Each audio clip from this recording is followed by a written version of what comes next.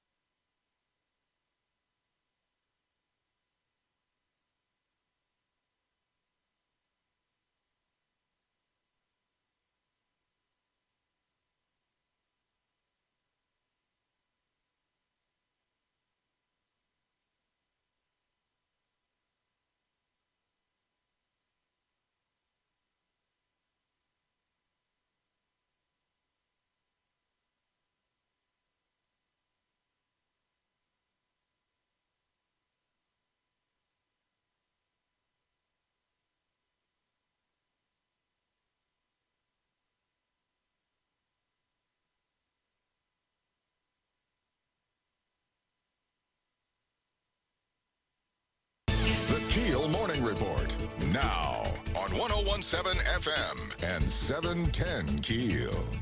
The Ethics Board could fine several local politicians, including Mayor Perkins. Matt Parker with that. According to the State Board of Ethics meeting agenda, the board is considering fining several local politicians for violating state policy. Shreveport Mayor Adrian Perkins is facing a $420 fine for turning in a finance report 7 days late. Caddo Commissioner Lewis Johnson faces a $2,000 fine for not filing several reports. Several other local mayors and school board members are also facing fines. The board will meet on Friday to decide whether or not to levy the penalties. For 101.7 FM and 710 KEEL, I'm Matt Parker.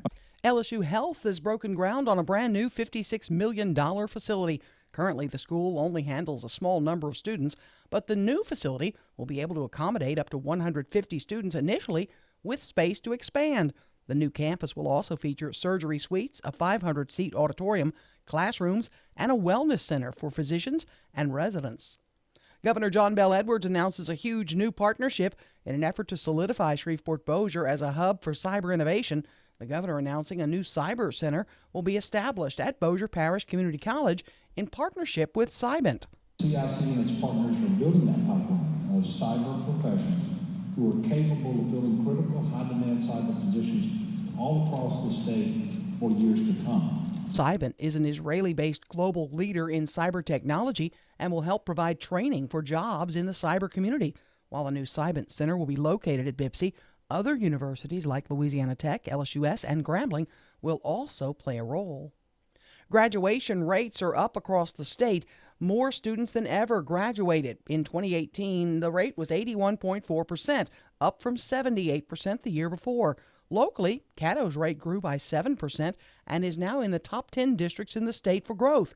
Caddo now boasts an 80.9% graduation rate. The rate in Bossier is 85.7%. Another brother accused in a DeSoto homicide. Adrian Williams accused of helping one of his brothers murder another. Williams was arrested and charged for accessory after the fact to first-degree murder. Trevor Williams, Adrian's brother, is accused of shooting and killing his twin, Trent, and seriously wounding a woman last month. Shake up at City Hall again. We get more on that from Greg Adams. Shreveport's Assistant City Attorney Karen Strand has turned in a letter of resignation to the city. In the fallout from the city's insurance debacle, Strand was being promoted and reassigned to the senior risk management role in the city's risk management division. However, this afternoon, Strand tendered her resignation. In her letter, she says, quote, Although I do believe the original promotion reassignment has now been altered to reflect that I would retain my assistant city attorney title and merely supervise the risk management division, upon further consideration, I am declining this reassignment and tendering my resignation. In the letter, Strand says that she is accepting a legal position in a Texas City attorney's office. Strand says her last day of employment with the city will be Monday, May 27th. From 101.7 FM and 710 KEEL, I'm Greg Adams. 22-month-old boy is rescued in Kentucky. The toddler survived 3 days in the woods after wandering off. The highest-paying jobs for college graduates, the new list is out. At the top is a data scientist with a salary of about $95,000. Next, a software engineer, followed by an investment banker. I'm Erin McCarty on 101.7 FM and 710 KEEL.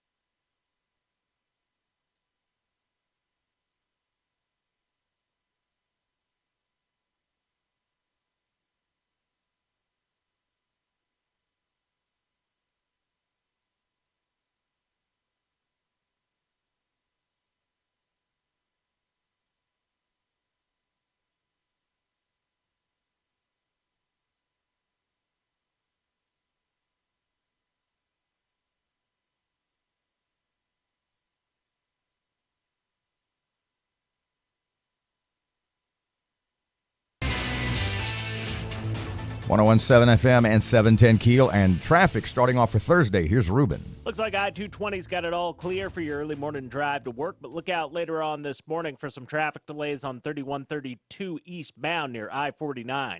If you have anything to report to us, give us a call at the Planet Fitness Traffic Hotline, 687-ROAD.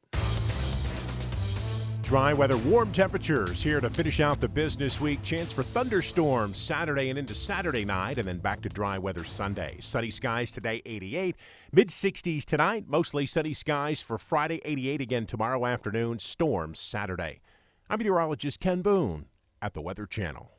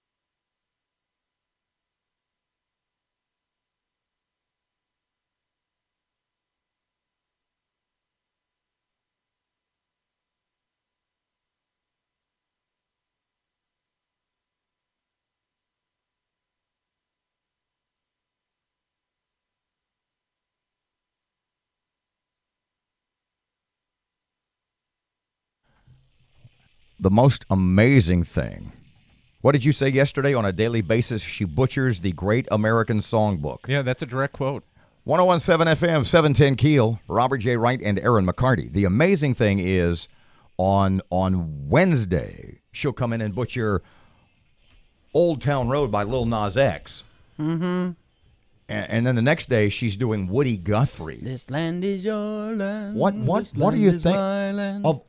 Who picks your songs? I don't know. What pops into your head? Something pops into my head somehow. I'm not sure. And I just sing. It wakes me up. It wakes up my voice. I gotta work my vocalizer, as Alfalfa would say. It wakes up my anger. Yeah, he gets really angry. The Woody Guthrie today really ticked him off. Yeah, he said, I loved Woody Guthrie. Until now. Until about 4:30 this morning. Uh-huh. Okay, so let's start with this. Do you both agree, straighten me out, I don't know all the details, that the mayor and the mayor's campaign being fined by the state ethics commissioner, whoever it happens to be, for that, what was it, a campaign contribution that exceeded the limit? No, this report is for filing a report late. He's not been fined at this point for getting too much money. Which they gave back, by the way. The mayor gave back, yeah. Mm-hmm. Okay, so we want to be clear about this, and we want to be fair. So either of you, or neither of you, rather, see this as a particularly major offense or something that people are going to kind of glom on and go, see, I told you, see. I'm going to be pretty honest. This is pretty common. It's pretty common. It happens all across the state. In other words, like a clerical error. You filed it a week late. You were too late getting your paperwork in. And that happens a lot. It's real common, and especially for somebody who's very new to politics. Well, and you have to file so many reports. It's easy to get the dates confused where that 10-4C report's due on this day, but the 34C report's due on that day. Mm-hmm. And so anybody that's waking up this morning and looking at a variety of websites going, Perkins campaign fined, this is in your collective minds, much ado about nothing. Yeah, this is not that big a deal. I mean, some people will make a big deal of it, but for me, it's not that big a deal. So how's about this Karen Strand resignation? That's a bigger deal for me. Okay, explain to everybody who Karen Strand is and why this matters. Karen Strand is an assistant city attorney, and her assignment has been to the city council. So she wrote legislation. She offered advice on legislation. She really was, the go-to for city council members if they were proposing ordinances that they wanted to put on the agenda. How long had she been on this job with them? Several years. I don't know. 3 years. It's been 3 years on that assignment. So what happened was a couple of days ago, Mayor Perkins moved her from that city council, the legal advisory role, if you will, to put her in charge of risk management, where our old friend Evelyn Kelly and what kind of blame had Ms. Kelly received for the insurance stuff? I don't know. I'm there's not been sure. Fair enough. There's been a lot of finger pointing at City Hall over this whole insurance thing, right? Right. Yeah. Exactly. And the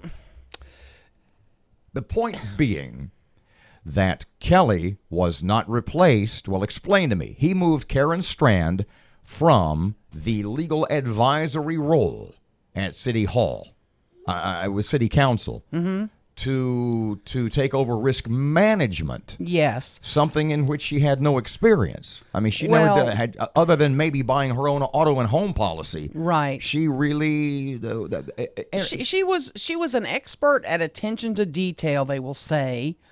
But she's an attorney. I mean, she's an attorney by trade. She obviously got wind of this from the people that I've talked to. She got wind of this a while back. And so she had been looking for other positions available to her. And she is moving to Texas. She's got another job. Why doesn't she want this job?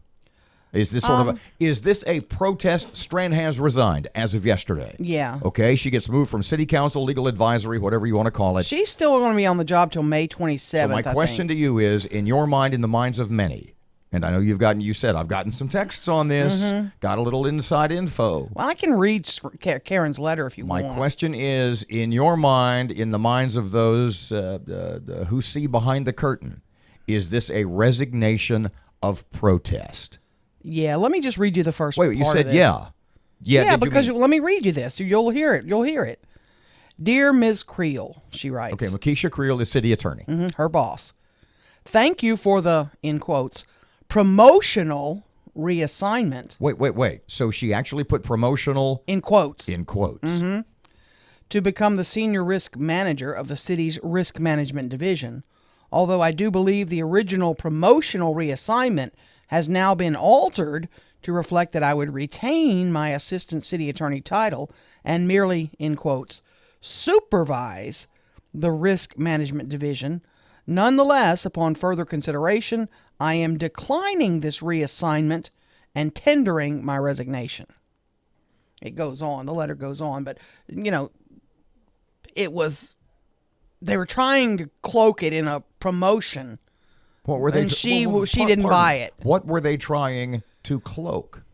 You said they're cloaking The it. move. We need you here. You're the best person for this but job. why- You know how they do that crap. Why are they moving her? They said they were moving her to have somebody with better attention to detail, but I'll tell you what, we'll go to break. Yeah. When we come back, you can tell us what you think the real reason is. Yeah. And what a lot of folks in the local political arena think the real reason is. Right. Good idea? yeah. 1017 FM, 710 Keel traffic now. Here's Ruben. Looks like I-220's got it all clear for your early morning drive to work, but look out later on this morning for some traffic delays on 3132 eastbound near I-49. If you have anything to report to us, give us a call at the Planet Fitness Traffic Hotline, 687-ROAD. Dry weather, warm temperatures here to finish out the business week. Chance for thunderstorms Saturday and into Saturday night, and then back to dry weather Sunday. Sunny skies today, 88. Mid-60s tonight, mostly sunny skies for Friday, 88 again tomorrow afternoon. Storms Saturday. I'm meteorologist Ken Boone at the Weather Channel.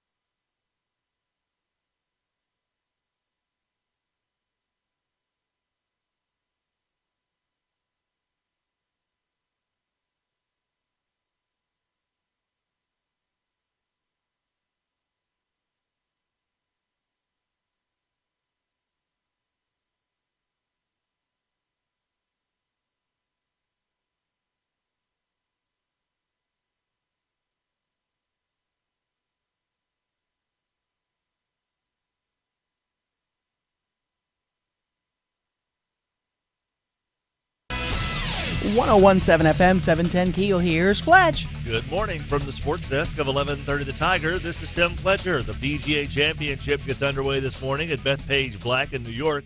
Defending champ Brooks Koepka, along with Dustin Johnson, Rory McIlroy, and reigning Masters champ Tiger Woods are the favorites.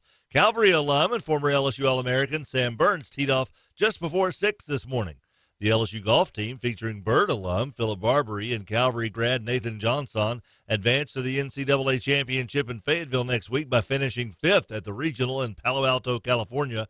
The top 5 finishers at each regional advance, and the Tigers squeaked one shot ahead of Ole Miss to move on.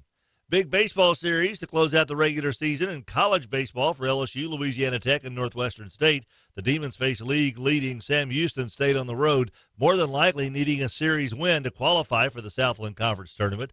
Louisiana Tech has punched their ticket to the Conference USA tourney, but could grab a 3 seed with a successful weekend at Florida International. LSU hosts Auburn starting tonight. The Bayou Bengals are still in play for hosting a regional. A sweep of Aubie would just about lock that up. A series win would at least keep their seat warm. Houston won their 8th straight with a 5-1 win in Detroit. Justin Verlander allowed 2 hits in 7 innings against his former team. LSU's Alex Bregman creamed his 14th tater, a solo serving in the first to get the offense going. The Rangers snapped a 5-game skid with a 6-1 win in Kansas City. Willie Calhoun, fresh from AAA Nashville, hit a homer in the first inning. Game 1 of the NBA Eastern Conference Finals, Brook Lopez scored 29 points for the Bucks in a 108-100 win. The Bucks went on a 10-0 run to close the game to pick up the win. And San Jose beat St. Louis 5-4 in overtime to take a 2-1 series lead in the Stanley Cup Playoffs Western Conference Finals. The game-winning goal was jump-started by an illegal hand pass that officials missed. From the sports desk of 1130 The Tiger, this is Tim Fletcher.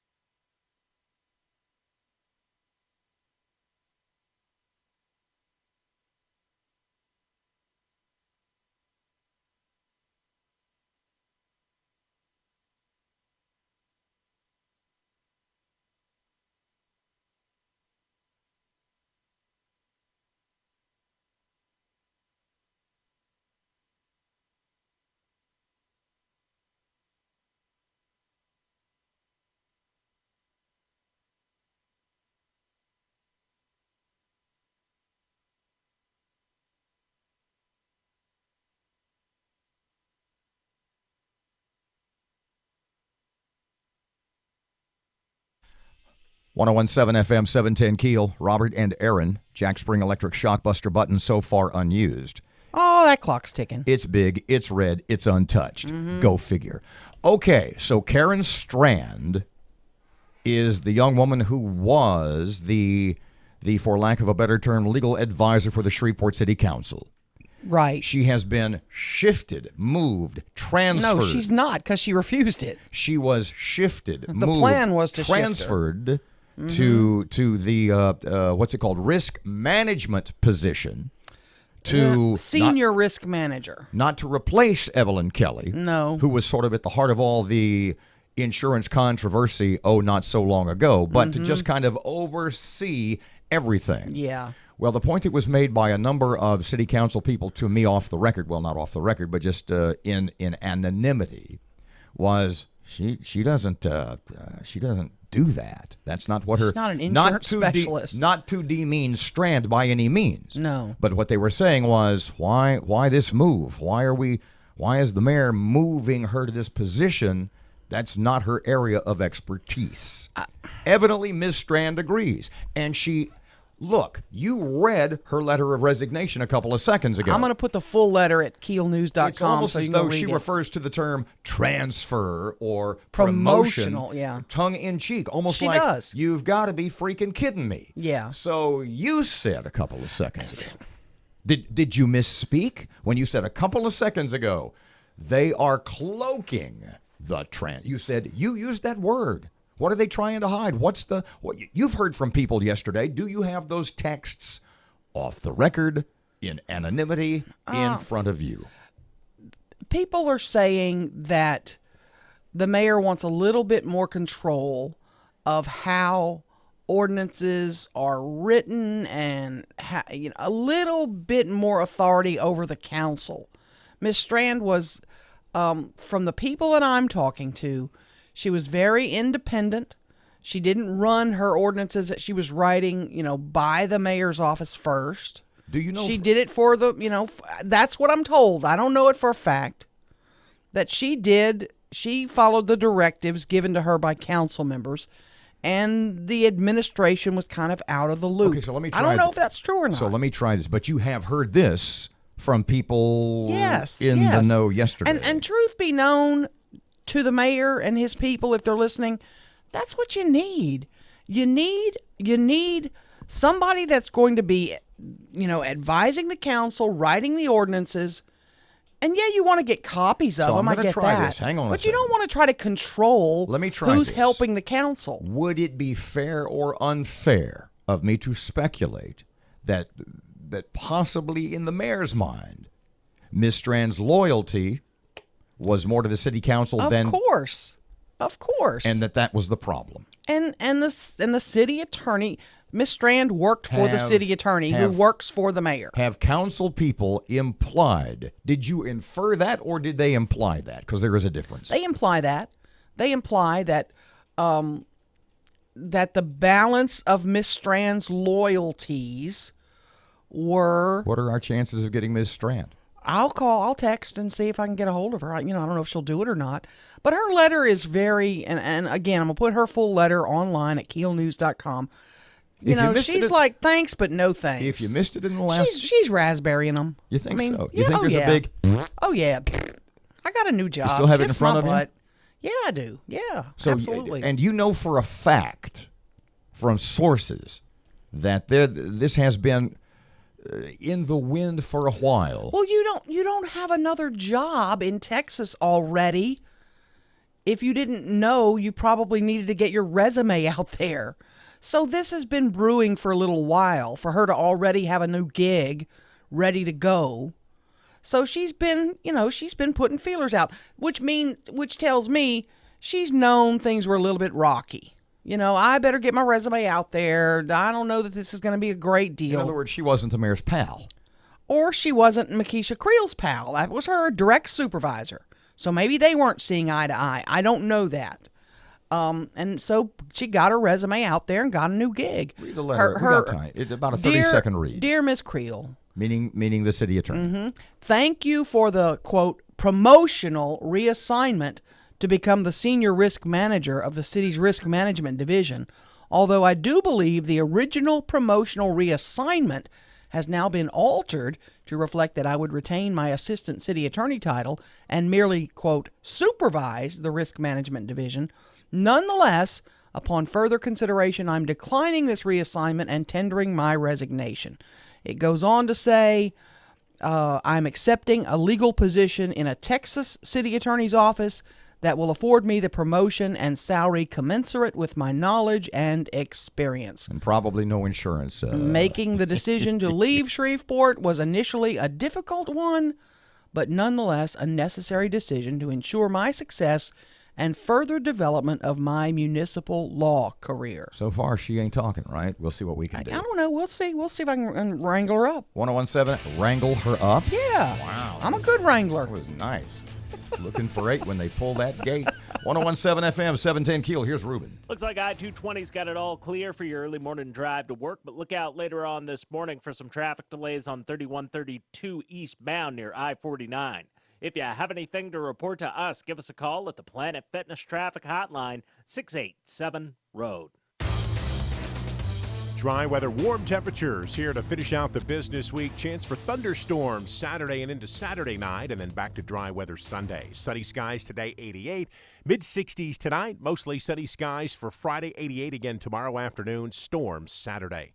I'm meteorologist Ken Boone at the Weather Channel.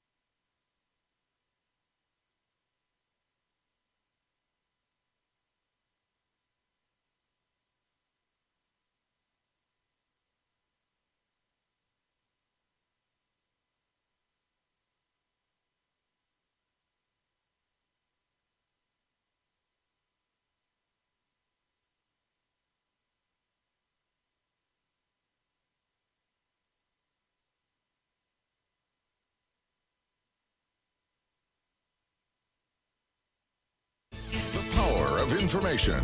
KEEL News now. A Wisconsin firefighter shot and killed while on the job Wednesday in the city of Appleton, outside of Green Bay. Appleton police officers and firefighters responded to the 100 block of East Washington Street for a medical call. While treating the person, the incident escalated into shots being fired. Appleton Police Chief Todd Thomas, 4 total were injured in the shooting, including a police officer who is said to be recovering. The Senate passes a $3.8 billion funding formula for public education in Louisiana that includes a $1,000 teacher pay raise, a $500 support personnel pay raise, and a $39 million block grant to school districts. Winfield Senator Gerald Long says it's important this proposal passes because it's a statement of intent that Louisiana understands how important education is. We need to make a public, positive statement to public education, to those teachers who work day and night to educate our children, that we value what they do. The MFP has the support of the governor and teachers' unions. Shreveport City Attorney and new head of risk management resigns. Matt Parker with that. Just 2 days after being named Shreveport Senior Risk Manager, Assistant City Attorney Karen Strand has resigned. Strand submitted a letter tendering her resignation yesterday afternoon. In the letter, Strand says she is grateful for her time working with the City Council, but to ensure her success and development, she's leaving for a job in Texas. Her last day will be May 27th. From 101.7 FM and 710 KEEL, I'm Matt Parker. Good news on the graduation front. In 2018, 81.4% of students graduated in Louisiana, up from 78% in 2017. The number is at 80.9% in Caddo Parish, one of the top 10 districts for growth. The rate in Bossier Parish is at 85.7%. The governor announcing a huge new partnership in an effort to solidify Shreveport-Bossier as a hub for cyber innovation. Edwards announcing a new cyber center will be established at Bossier Community College. Our vision is to retain homegrown college students like you who have developed cyber talent, and we want to reward you with good paying jobs post-graduation. But more than just a job, we want you to have a meaningful career. But we want that to all happen for you right here in Louisiana. Other universities like Louisiana Tech, LSUS, and Grambling will also be a part of that project. LSU Health Shreveport breaks ground on a brand new $56 million facility. Currently, the school only handles a small number of students, but the new facility will be able to accommodate up to 150 students initially, with space to expand. The new campus will also feature surgery suites, a 500-seat auditorium, classrooms, and a wellness center for doctors and residents. Alabama's governor signs a bill making it a felony to perform most abortions. Steve Rappaport with more. State Senate Democrat Bobby Singleton thinks a sentence of up to 99 years to life in prison for performing an abortion is ridiculous. A doctor who does an abortion in this state under this law will probably never see life again outside of the jail cell. The law bans all abortions except to save the mother's life. Some Republicans not happy that the legislation didn't include exceptions for rape and incest. Opponents plan to challenge the law in court, and that's exactly what supporters want, hoping the challenge will make it all the way to the Supreme Court, where conservatives have the majority. Steve Rappaport, Fox News. Best cities for new college grads. New list is out. Salt Lake City, #1, followed by Pittsburgh and Baltimore. I'm Erin McCarty on 101.7 FM and 710 KEEL.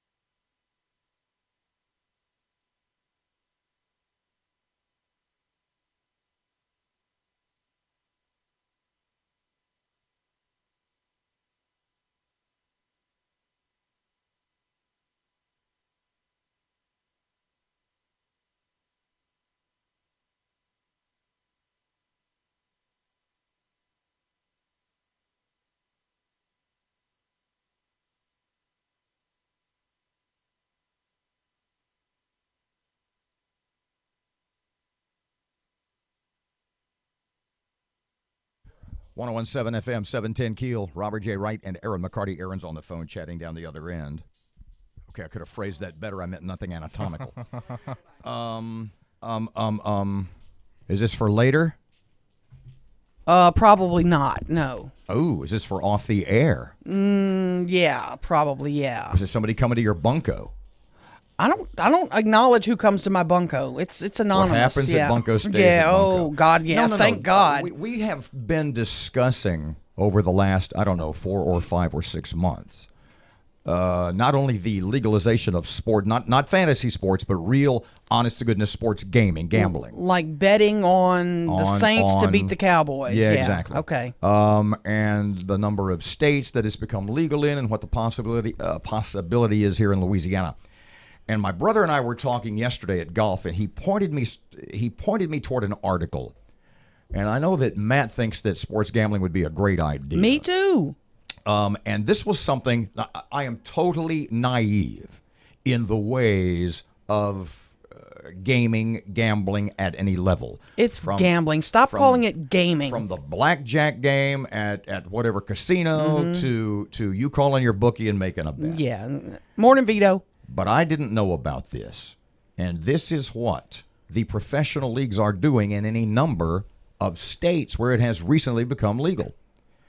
The NBA, Major League Baseball, and PGA Tour will seek a 2.5% fee on the total amounts wagered on their events that would be paid by sportsbook operators, i.e. the casinos, to the leagues. In other words, at this point, the National Basketball Association, Major League Baseball, and the Professional Golfers Association are getting ready to tell the casinos, we want in on the action. We want a piece of it. It's called, they're going to call it, what's the term? Integrity fees. Okay. So I don't have a huge issue with that. Well, wait a second now. What does, and we don't have a lot of time to talk about this because Mr. Mark is standing by, what does the NBA, Major League Baseball, and the PGA contribute to sports gambling other than everything? They are what you're betting on. Okay, but the games aren't going to end. It's not like they're not going to play if they don't get a piece of the action. In other words, if your horseshoe, say sports gambling was legal in Louisiana, and your horseshoe, your Margaritaville, you're fill in the blank, and you're taking bets, what do you think the chances are that the state of Louisiana, in connection with Harrah's or Caesars Gaming or whoever else it happens to be, is just, for the hell of it, going to send Major League Baseball 2.5% of their book? Well, think of it like this, Robert. If Mr. Cooper was going to bet on which of us was the best dressed today, he's going to place a wager on that. Shouldn't we get a piece of that? Shouldn't the best dressed? Shouldn't we get a piece of the action? If you think for an we instant, are the hub of what he's betting on. If you think for an instant that the casino owners, that the people, or even the states who are overseeing gaming will for an instant consider giving Major League sports at any level in any game a piece of the pie, you're just delusional. Well, we bet on horse racing. The horse owners get a piece of the pie. They don't get a piece of the pie that's bet at the racetrack. No, they get a piece of the purse. You bet. Okay, but the purse that's is different. bet at the racetrack. No, and you don't understand. In other words, what the leagues are saying is, if you go to the casino and make $100 bet on Golden State and who's Golden State playing? Portland. Portland. If you go and make $100 bet on Golden State and Portland, the league, the NBA, wants the casino to give them 2.5%. That's just not going to happen. 1017 FM, 710 Keel. Mr. Mark Cooper, Governor's Chief of Staff. Governor John Bel Edwards, Chief of Staff, just a couple of seconds away. Traffic update now. Here's Ruben. Looks like I-220's got it all clear for your early morning drive to work, but look out later on this morning for some traffic delays on 3132 eastbound near I-49. If you have anything to report to us, give us a call at the Planet Fitness Traffic Hotline, 687-ROAD. Dry weather, warm temperatures here to finish out the business week. Chance for thunderstorms Saturday and into Saturday night, and then back to dry weather Sunday. Sunny skies today, 88. Mid-60s tonight, mostly sunny skies for Friday, 88 again tomorrow afternoon. Storms Saturday. I'm meteorologist Ken Boone at the Weather Channel.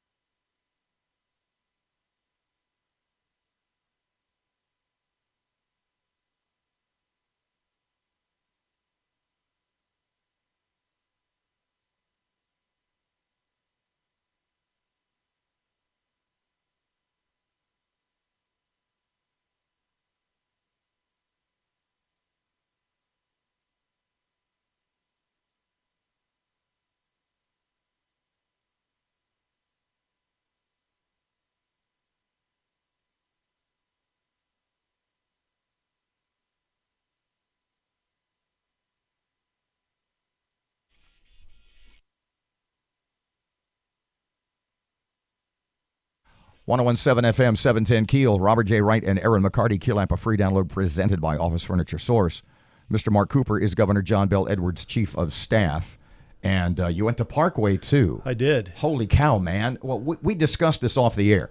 You went to Parkway. See, when we moved here, my family moved here, it was Parkway Junior High. Right. Then it was Parkway High School in the same spot. That's where you went. Right. Now it's back to being middle school / junior high, but it's called Elm Grove. Right. And Parkway is, I'm very confused. Which was out of Taylortown. Wow. That was way down on the other side of the railroad tracks. I was an Air Force brat, so we were transferred here about the time it became a high school, actually, I think. Around 1971. I think 69 was when it became a high school. Welcome home. Thank you. It's great to be back. Matt, who is our digital guy, has been going absolutely crazy the last few days over this big confab, this big get-together that's been going on right here in Shreveport Downtown Convention Center.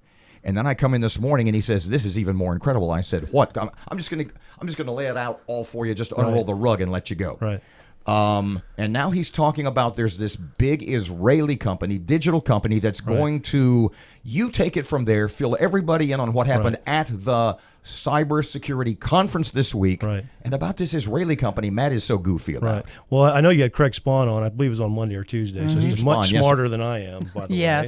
And he and I were actually classmates at Parkway. So I've known Craig for a long time. And if I could give a little history of how it even ended up here. I know Craig told you a little bit, but I can give you the inside scoop if you'd like it. Mm-hmm. So, Craig has been involved in cyber, as he indicated, for over 10 years. And he was largely responsible for bringing the Cyber Center here to Shreveport-Bossier under Governor Jindal. So kudos to Governor Jindal and to Craig for what they did in bringing that here and having the foresight to making it one of the premier cyber centers in the country. Governor Edwards, about a year and a half ago, was made co-chair of the Cyber Task Force as part of the National Governors Association. And they came to him and said, "Would you like to have a conference in Louisiana?" And of course, when everyone says conference, they think New Orleans. Sure. And we know what's been going on up here between what Dr. Geis is doing at Louisiana Tech. The governor worked with Grambling. They now have a cyber degree program. We've got stuff that's going on at BIPSI that everyone knows about. And of course, we said, well, we'd like to have it in Shreveport-Bossier. And they said, well, no, New Orleans is much easier to get into.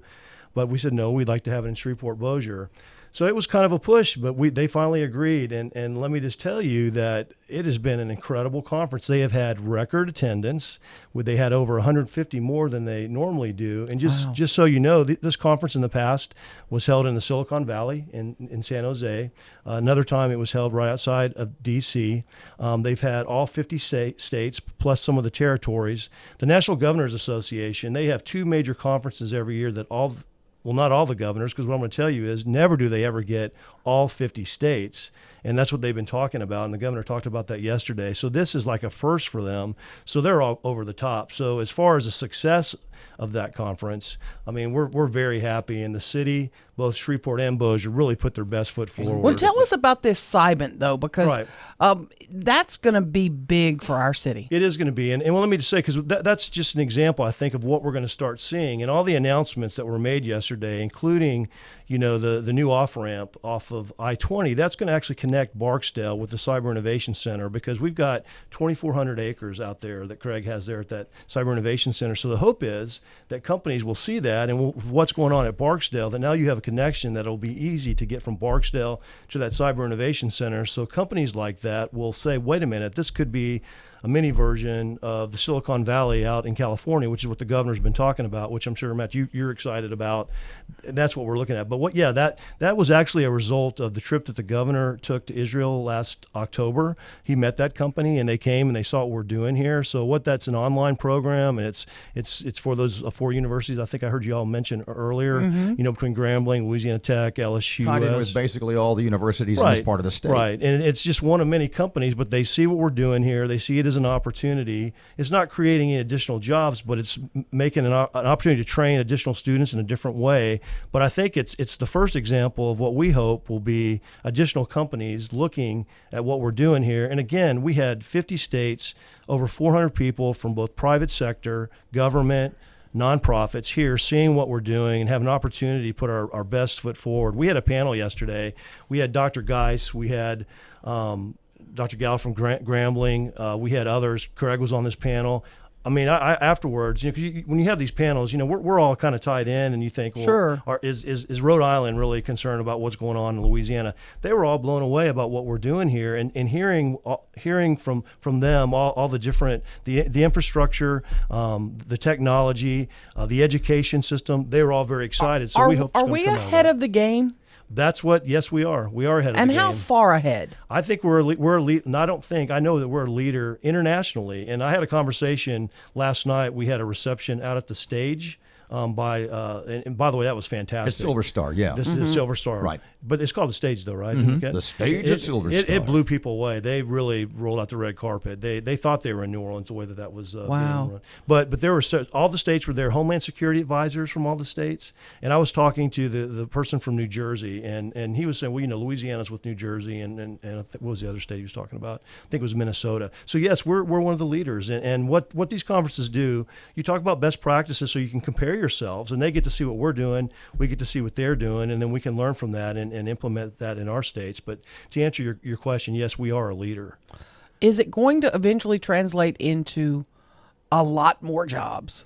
That's what the and hope, how? And that's what the hope is. Again, by all the announcements yesterday and this conference, it wasn't like this just happened. We wanted this to be a week of cyber here up in northwest Louisiana, and so the way it's going to happen is, and Craig's been working. Again, this just didn't happen the last 3 or 4 years. This has been happening over the last 10, but certainly the governor has seen this as an opportunity, both for Barksdale and for Northwest Louisiana. The things he has said is that, 5 years down the road, 10 years down the road, when they're looking at base closures, we want to continue to make Barksdale relevant, and we are certainly doing that as a state with what occurred this week. Well, I would think they didn't have, is simply put, they didn't have this meeting here that's a big boy meeting. Yes. They didn't have this here because they don't think there's potential in the area. Absolutely. This is the National Governors Association. I mean, you got New York, California. I mean, these are the big boys, as you indicated, and girls that are coming here, to learn. And we put our best foot forward. And Shreveport, I mean, just even looking around, I mean, walking the streets of Shreveport, the mayor did a great job of presenting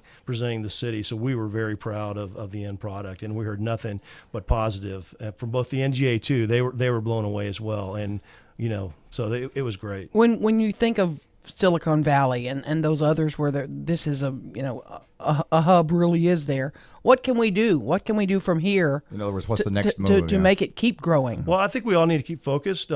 We've seen some progress. I mean, obviously, I think, again, the announcement at Barksdale yesterday to connect Barksdale Air Force Base, with the Cyber Innovation Center, 2,400 acres. I think both Bossier, the leadership, and they have been, the local leadership. Mayor Walker's been very instrumental. He's been there how many years now? I mean, he's been there from the beginning, I think, since the Cyber Innovation Center. I think local leadership, working with, the state, and also private industry, I think that's important. We've got the infrastructure there. The universities are set up. Louisiana Tech, as you all well know, has got the only cyber degree engineering program in the country. Grambling, minorities and women are underrepresented. You could have seen that at the conference. Actually, there are very few women in there. We've got it all here, and we're even doing it in the high schools. And one thing, let me just say, if I can, I know I don't have much time. For me yesterday, one of the things we wanted to do, and we pushed hard to get this done. We actually had a high school competition 2 weeks ago that was part of this conference. We had over 1,200 students from across the country, and this is something that Craig did. 350 high schools. They did a cyber competition that occurred over 3 days. Yesterday, they recognized the winners. But what that did was, again, we had 1,200 students potentially could go to Louisiana Tech to get their cyber engineering degrees. I think Greg, who does the afternoon show, his son was part of that. Yes, right? his son was one of the winners. Airline. Robotics and stuff. We had a great. And this is the first time they'd ever done that. And again, this was Louisiana. We really set the bar high on this conference, but it's because cyber. Again, we're a leader in that area. So Mark Cooper, Governor Edwards' chief of staff, and so you're headed back to Baton Rouge. And then Erin said, so you're going back the rest of the day off, huh? Yeah, right. No rest of the day off. We were both, wait a minute. You're going to get back about noon. You're going to go straight lunch, to the office? Straight to the office and work. That is, and Erin no goes, nap? No nap? Yeah. That is just, we don't know how you do it. It's foreign to us, yeah. And he said, I'll be probably working till 11 o'clock tonight. You guys are getting up at 3 o'clock in the morning, so I can't. These 15-hour weeks are killing me. Thank you, Mr. Mark. A pleasure as always. 101.7 FM, 710 Keel traffic update now. Here's Ruben. Looks like I-220's got it all clear for your early morning drive to work, but look out later on this morning for some traffic delays on 3132 eastbound near I-49.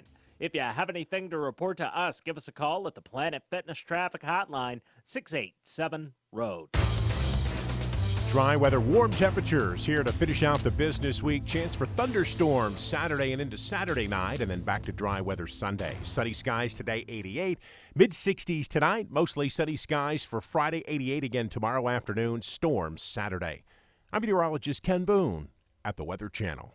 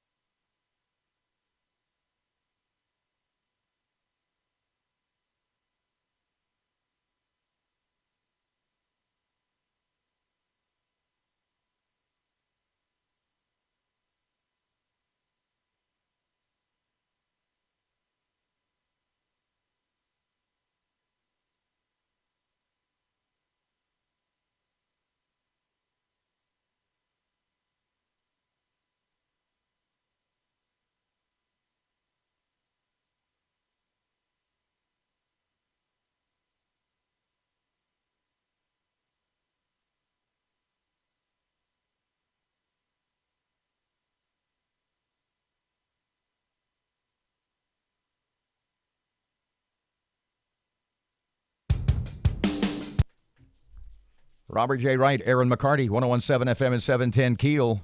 Got to go along here. Got to move. Got to move. Here's Rush on KEEL. You remember Beto O'Rourke? He entered the presidential race as a political phenomenon after losing a Senate race to Ted Cruz in Texas.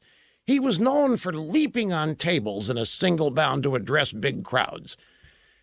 Well, now, according to the media, Beto's buzz has evaporated. He fizzled. He's just another face in the Democrat presidential wannabe crowd chasing Joe Bite Me and Crazy Bernie.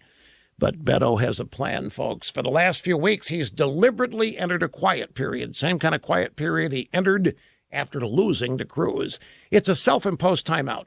He's been building up his campaign infrastructure, and now he's almost ready. That's right, we're about to see Beto 2.0. After weeks near the bottom of the political heap, Beto O'Rourke will once again present himself to American voters from the bottom of the heap. He's going to have revitalized power, supposedly, but he's still going to be at the bottom of the heap, which is where losers always are. His quiet period officially over this week. Campaign strategy calls for a media blitz from the bottom of the heap. So after all this time, America will finally see what it looks like to see a Democrat at the bottom of the heap, thinking he can win again after having never done so.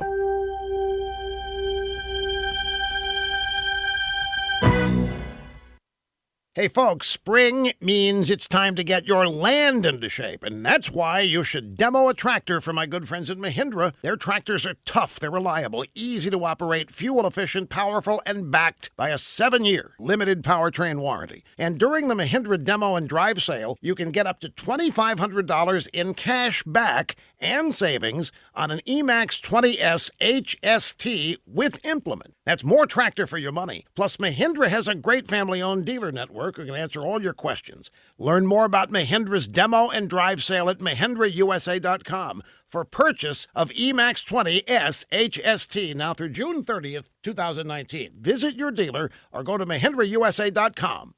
Take advantage of rock-bottom prices and test drive a Mahindra today at Kelly Tractor and Equipment in Longview or visit kellytractor.net.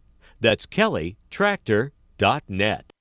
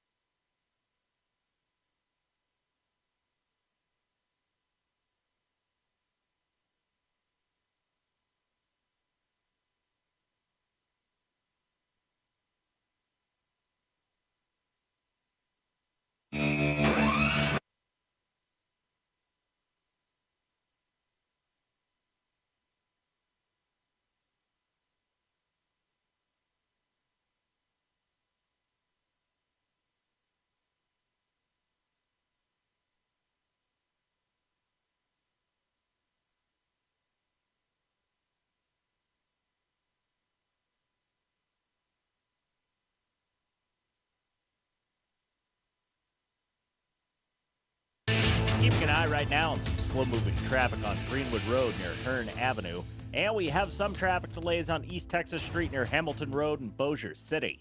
If you have anything to report to us, give us a call at the Planet Fitness Traffic Hotline, 687-ROAD.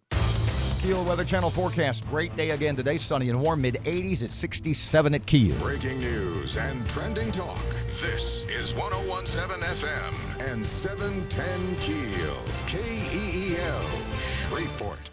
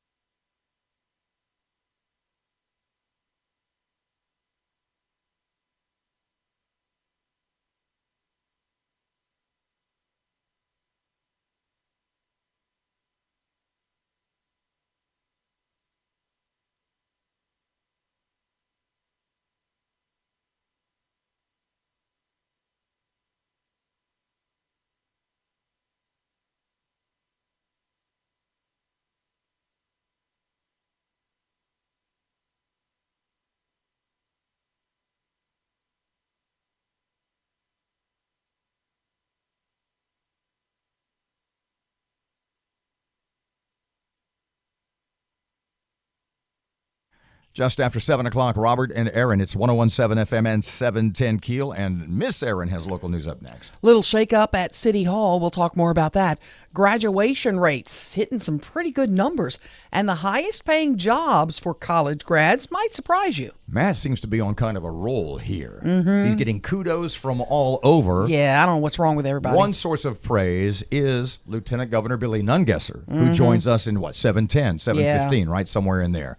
Yeah, we need to talk about the City Hall stuff. Karen, what's her last name? Strand. Strand and her resignation. If you don't know details, this might be kind of a big deal. Fletcher in sports, traffic, and weather, and it's all here this hour, right here on KEEL.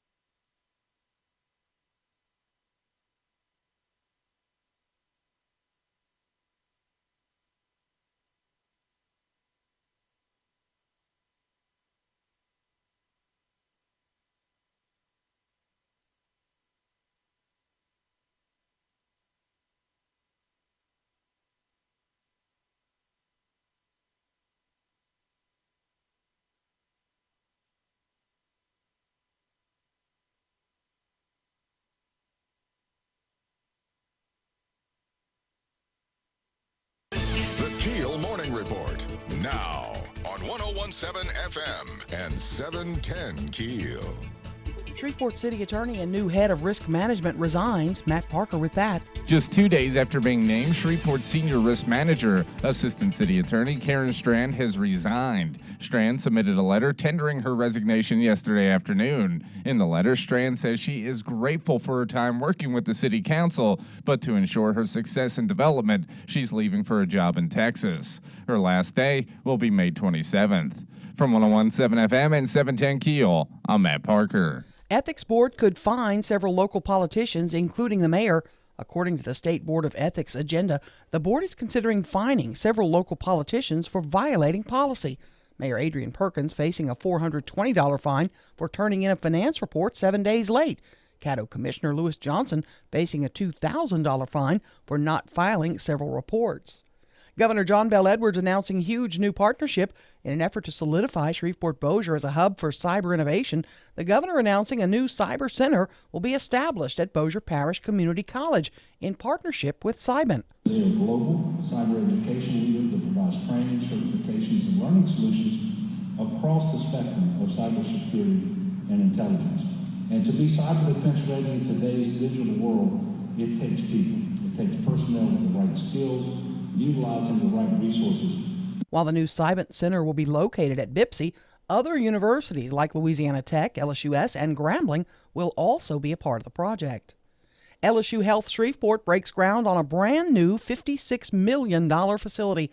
Currently, the school only handles a small number of students, but the new facility will be able to accommodate up to 150 students initially, with space to expand. State Department of Education has some good news this year. In 2018, 81.4% of students graduated. That's up from 78% in 2017. Locally, Caddo's rate grew by 7% and now in the top 10 districts in the state for growth. Caddo now boasts an 80.9% graduation rate. Meanwhile, the Bossier rate is 85.7%. More news on that graduation front today. Louisiana set new highs for the class of 18 class size, the number of students getting tops, and is now above the national average in African American graduation rate, according to the Louisiana Department of Education. Secretary John White says it's the highest four-year graduation rate in the state history at 81%. A 3.2% increase over the year prior. It means that the state has finally hit a long-held goal established by the legislature to achieve an 80% graduation rate. 40,124 students graduated in the 2018 class. One woman recovering after being run over following an argument. According to Bossier Police, LaTanya McCoy allegedly hit a woman with her car near Cassio's on Barksdale Boulevard following a dispute. The woman suffered moderate injuries but is expected to make a full recovery. McCoy is being charged with second-degree aggravated battery. Officials say a mother has been banned from a Southern California school after she threatened a classroom full of students over the alleged bullying of her daughter. The woman tells the students, if you look at her the wrong way, if you breathe the wrong way, send your mom to me. I'm Erin McCarty on 1017 FM and 710 KEEL.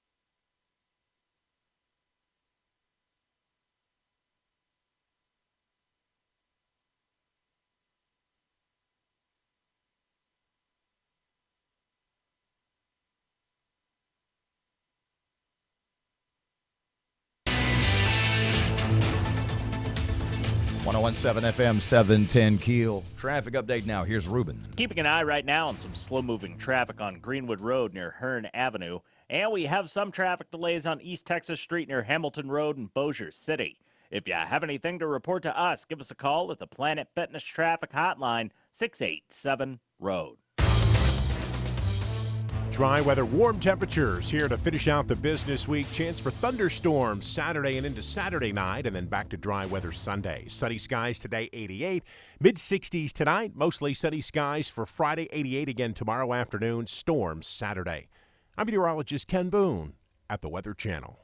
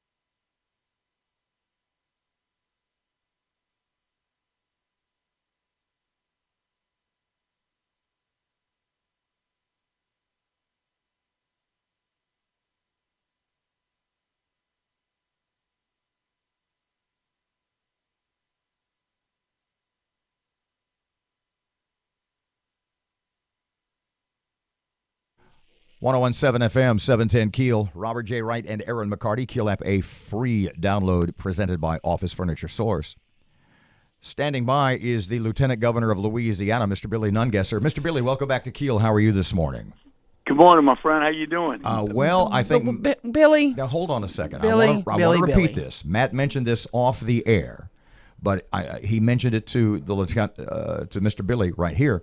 He said that he and I are the president and vice president of the Billy Nungesser Fan Club Northwest Louisiana chapter. Mm-hmm. He is, in fact, the president. He wants to go drinking with you, truth be known. He wants to go hang out with Mr. Billy. Yeah. The point is that when the photos of you and President Trump were taken the other afternoon with the Sox, he texted me that right away, and he said this only cemented you in his mind as Mr. Louisiana. Tell us the story behind the Sox, the motivation. Just tell us everything about that, including, of course, the president's reaction.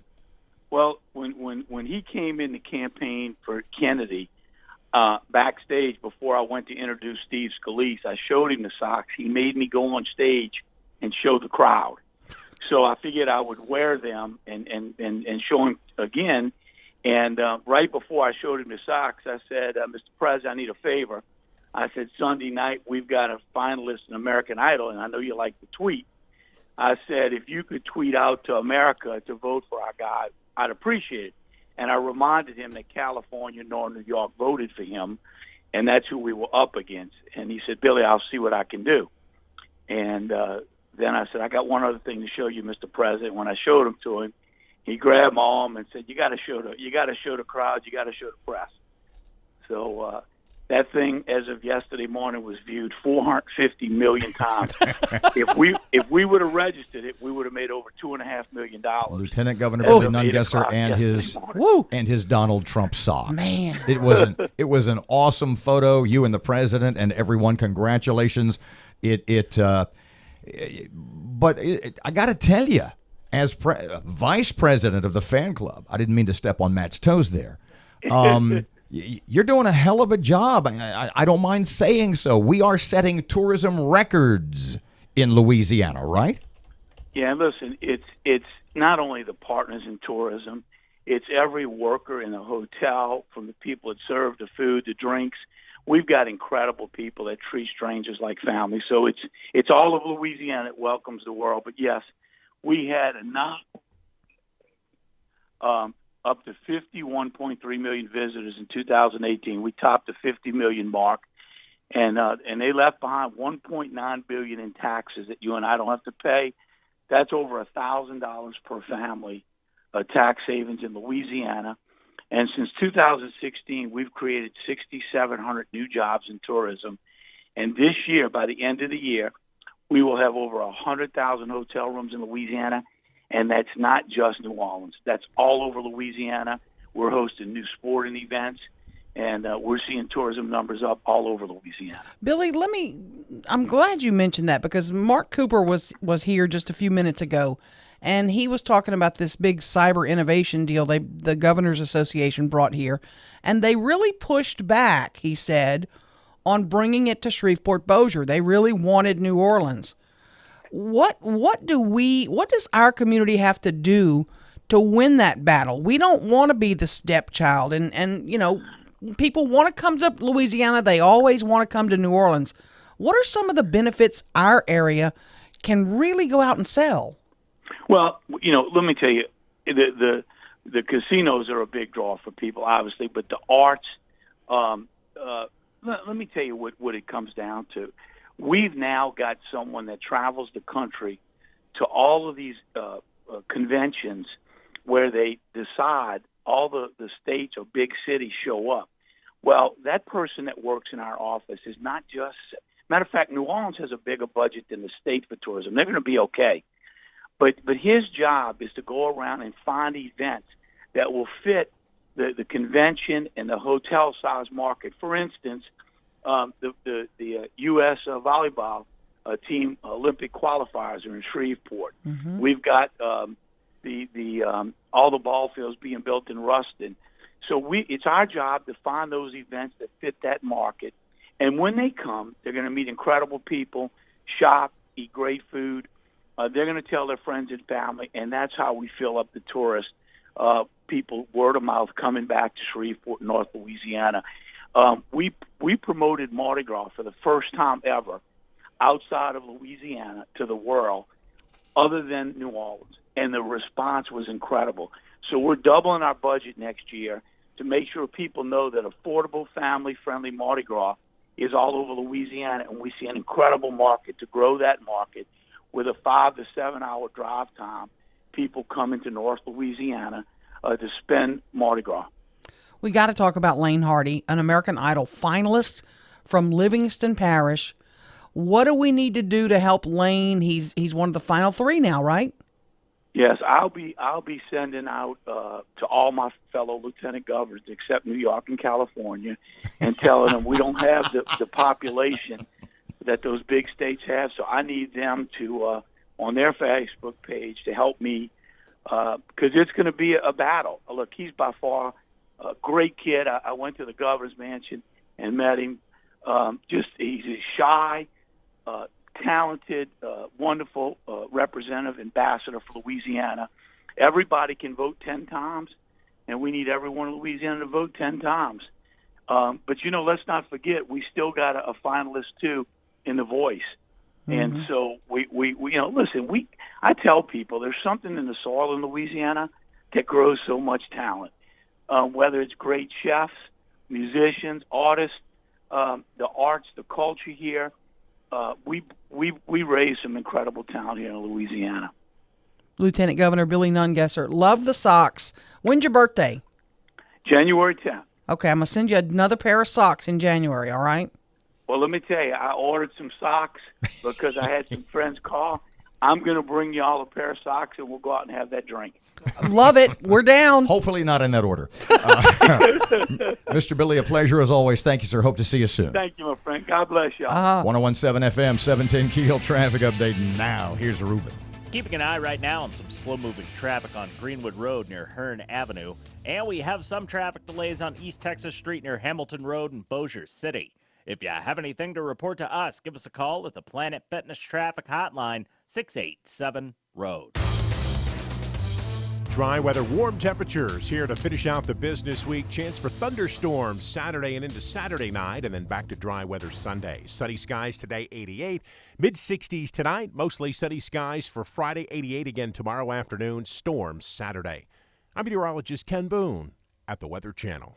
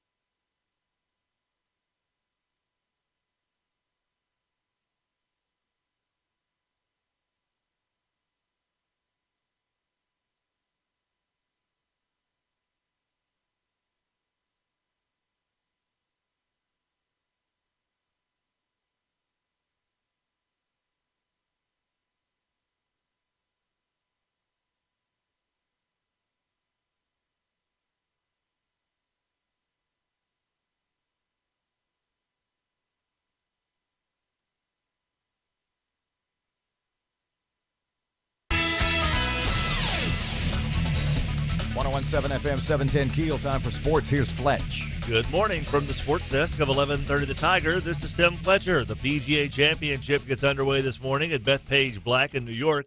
Defending champ Brooks Koepka, along with Dustin Johnson, Rory McIlroy, and reigning Masters champ Tiger Woods are the favorites. Calvary alum and former LSU All-American Sam Burns teed off just before 6 this morning. The LSU golf team, featuring Bird alum Philip Barbary and Calvary grad Nathan Johnson, advanced to the NCAA Championship in Fayetteville next week by finishing 5th at the regional in Palo Alto, California. The top 5 finishers at each regional advance, and the Tigers squeaked one shot ahead of Ole Miss to move on. Big baseball series to close out the regular season in college baseball for LSU, Louisiana Tech, and Northwestern State. The Demons face league-leading Sam Houston State on the road, more than likely needing a series win to qualify for the Southland Conference Tournament. Louisiana Tech has punched their ticket to the Conference USA tourney, but could grab a 3 seed with a successful weekend at Florida International. LSU hosts Auburn starting tonight. The Bayou Bengals are still in play for hosting a regional. A sweep of Aubie would just about lock that up. A series win would at least keep their seat warm. Houston won their 8th straight with a 5-1 win in Detroit. Justin Verlander allowed 2 hits in 7 innings against his former team. LSU's Alex Bregman creamed his 14th tater, a solo serving in the first to get the offense going. The Rangers snapped a 5-game skid with a 6-1 win in Kansas City. Willie Calhoun, fresh from AAA Nashville, hit a homer in the first inning. Game 1 of the NBA Eastern Conference Finals, Brook Lopez scored 29 points for the Bucks in a 108-100 win. The Bucks went on a 10-0 run to close the game to pick up the win. And San Jose beat St. Louis 5-4 in overtime to take a 2-1 series lead in the Stanley Cup Playoffs Western Conference Finals. The game-winning goal was jump-started by an illegal hand pass that officials missed. From the sports desk of 1130 The Tiger, this is Tim Fletcher.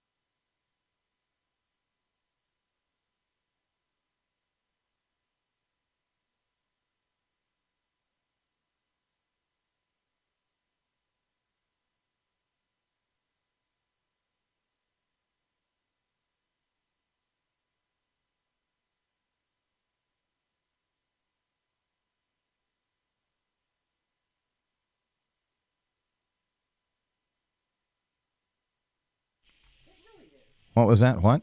It's time for me to go ziplining again. I think it is. I haven't been ziplining in, it's been 6-7 years. Yeah. Ooh, can I give her the push? No, you're on the other end. You got to catch me. You went to that one in Arkansas. Yeah, you're the zipline goalie. I apologize to that guy, by the way. But the tree grew back.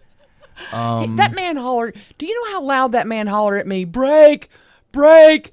Right toward the end. Please break. That was the last 101.7 FM 710 KEEL. Not to get way off track here, but the last time you went ziplining, was just to give you an insight, give you a little you're right. time frame.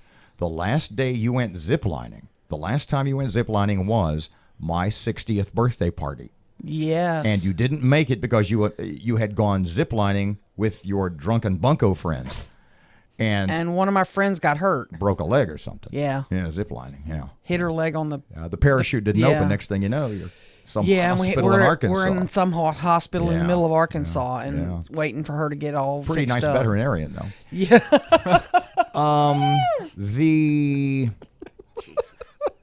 The fine that has been levied against the mayor's campaign against Mayor Adrian Perkins in your collective minds, this is in the scheme of things, because we want to be fair. Because everybody's going, see, told you, crooked. In the scheme of things, the way campaigns work, this is really not a thing at all. Am I right or am I wrong? Nah, it's not that big a deal. It's pretty common, to be honest. It was a paperwork error. It was something that was filed. In other words, it wasn't like cheating or No. it wasn't because they were cutting corners, or it wasn't because just of anything shady. It was because they filed a form, and God knows lots of forms. Filed a form a week late or something like that. And how much is the fine? $400 or so, in that neighborhood. The mayor is asking that the fine be waived. Lewis Johnson, meantime, the Caddo commissioner, he's facing fines of over $2,000, I believe. His Up to $4,000. Yeah, his were a little bit more serious. He had other violations, but he also is asking that the fines be waived. But these kind of things happen, particularly for a newcomer, who's not been held political office before.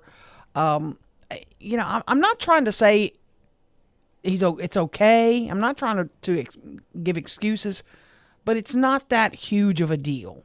It's not oh my God, he should be, he should go to jail. Like I said, the mayor has not got, he's a little negative publicity for a variety of things. Yes. But to be fair, like I said, there's a lot of people, and I heard from them last night, see, told you, shady. And I just want to be fair to the mayor in this instance that, well, I want to be fair to the mayor in any instance. But the point is that in the scheme of wrongdoing, this is like absolutely nothing. Yeah, is that right? This is not that big a deal. It really isn't. And I wouldn't worry too much about it. The one that I was worried about was the double contribution, or the contribution that was $2,000 too much. The mayor did pay that back. I don't know yet if there will be a fine because of that one. They could issue a fine because of that one. That one's a little more serious. Your people need to know how much money you can accept from individuals and companies, and you need to adhere to that. Okay, the young lady's name is Karen Strand. Is that right? Yes. And she was she still is an assistant city attorney. And her job is sort of the legal advisor to the Shreveport City Council. And she was moved by the mayor actually City Attorney Makisha Creel, from her position as legal advisor, to the council, to take over risk management. This in the wake of the recent insurance mess. The thing is, there was a lot of controversy, a lot of criticism behind the scenes that you and I had both heard, because not of Ms. Strand, but basically she's not an insurance. She doesn't know anything about risk management or insurance or anything else. That's not her bailiwick. And I beg your pardon? That's not her bailiwick. Well, bailiwick is not a strength. In other words, how do I phrase this? This morning, Matt would say singing is your bailiwick. Oh, is it? It okay. is not your strength. But think about it in these terms for Miss Strand. Would you want to be put in the department as the head overseer where all eyes are watching all year, and you're going to be under some pressure from the administration? Let's put it this way. For picking the guys and the contracts that you want. Let's phrase it this way. Imagine me suddenly being transferred to the head of engineering. Exactly. You know nothing about it. You would screw things up royally. Well, not to imply that Ms. Strand No, she wouldn't do that. The point being, when we come back, because we're going to talk to Councilwoman Livette Fuller about this at 7:40. But when we come back for the short segment after the news, I want you to read again the letter. Yeah, I've tried to get Miss Strand to join us this morning, but she has told council members they can speak for her. There, I want you to read the letter that her resignation letter, and you can kind of read between the lines. You can read her letter online, by the way, at KEELnews.com. 101.7 FM, 710 KEEL traffic update right now. Here's Ruben. Keeping an eye right now on some slow-moving traffic on North Spring Street near East Stoner Avenue. And we have some traffic delays on Benton Road just north of I-220 in Bossier City. If you have anything to report to us, give us a call at the Planet Fitness Traffic Hotline. That's 687-ROAD. Dry weather, warm temperatures here to finish out the business week. Chance for thunderstorms Saturday and into Saturday night, and then back to dry weather Sunday. Sunny skies today, 88. Mid-60s tonight, mostly sunny skies for Friday, 88 again tomorrow afternoon. Storms Saturday. I'm meteorologist Ken Boone at the Weather Channel.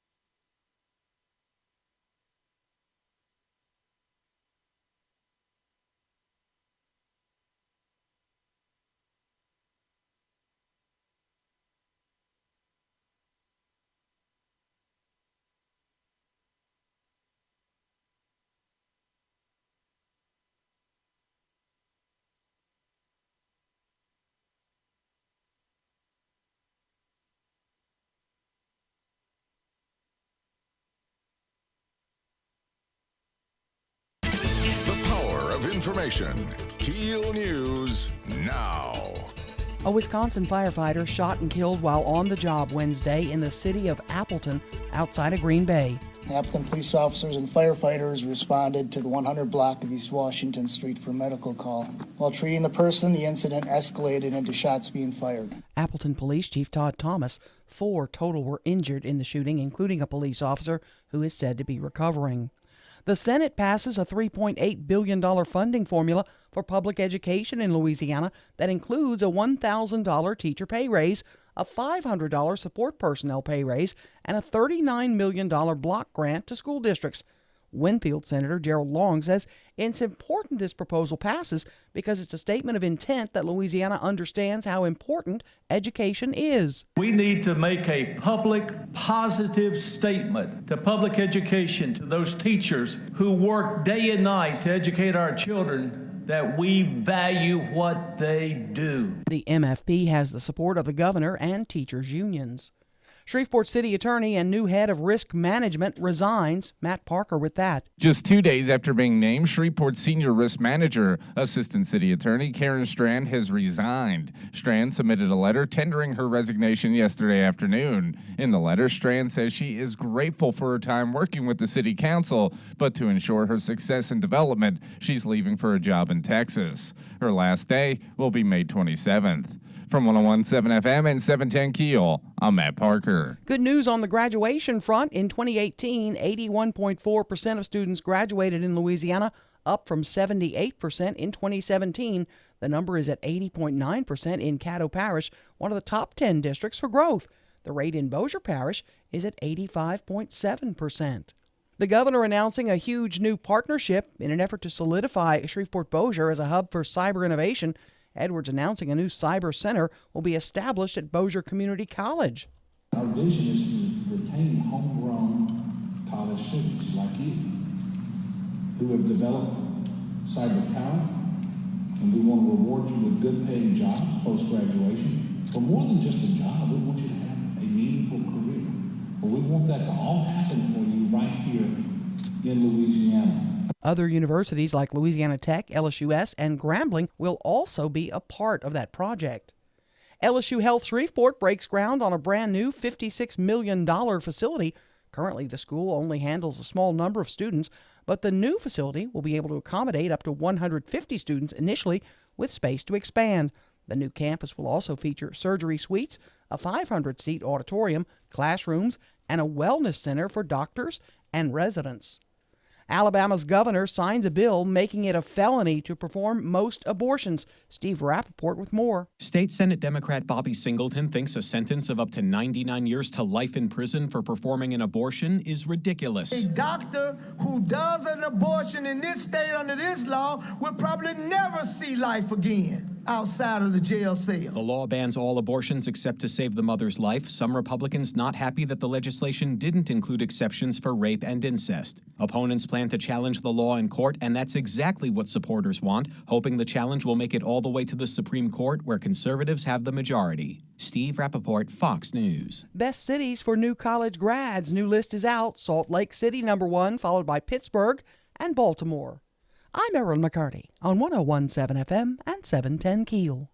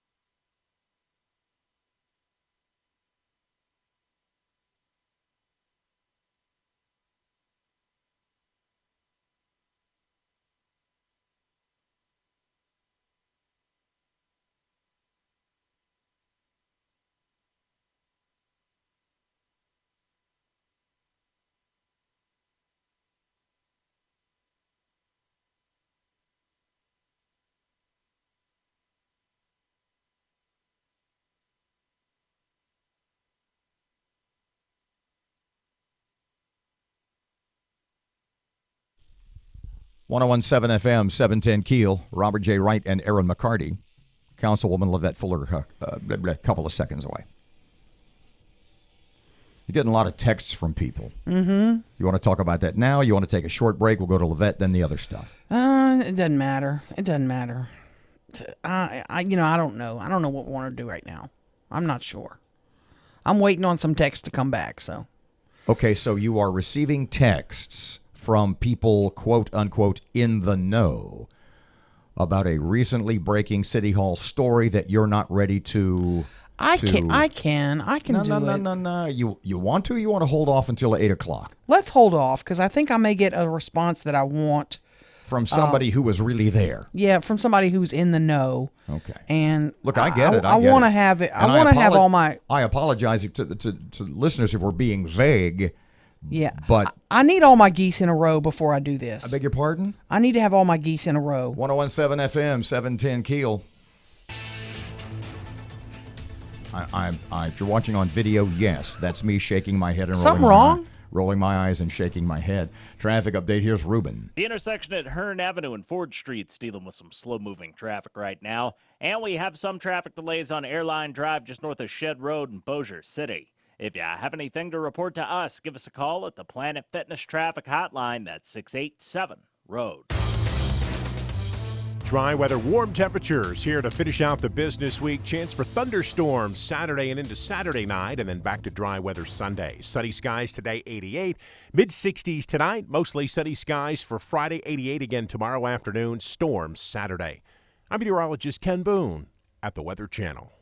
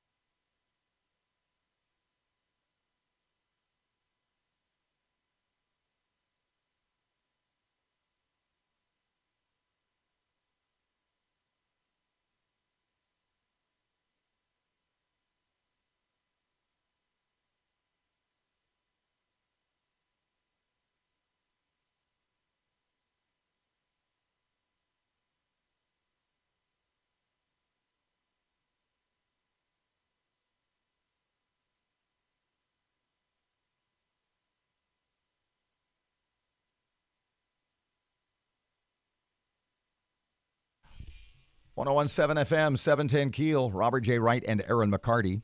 Shreveport Security Systems text line is 318. I'm going slow because Erin's chewing. 318. Thank you. 39. Look like Don Zimmer down there. 318-392-1884. Shreveport City Councilwoman Lavette Fuller here for a little bit. Hey, Miss Lavette, welcome back to Keel. Okay. Good morning. How are you today? Let me read this to you guys, because I just got this email from somebody with inside knowledge. The Karen Strand thing is more than a big deal. It is an attempt by the administration to circumvent the system and backdoor the council while getting rid of Karen because she was viewed as a threat to their agenda because of her deep knowledge of municipal law, which far exceeds that of her boss, Ms. Creel. Trust me, I know the real story from front to back. You have covered it fairly well, but there are some holes that need to be filled. Any of that a surprise to you? Have you heard, is that are you shocked by that email? What do you think? I'm not surprised to hear that. I feel like we've been kneecapped. Kneecapped? Pretty serious. Why would he do that? I don't know. I'm not in his head. But the thing is, I know that's a really subjective thing to say, but we just got basically hit in the face for working with an insurance broker who had never done municipal work before. So you're going to take the most experienced person in your city's attorney's office, the only person not only with municipal experience, but experience from working in another municipality. The person who's done the most legislation writing, the person who's been working with the city council with another administration, who replaced someone who worked with a number of administrations.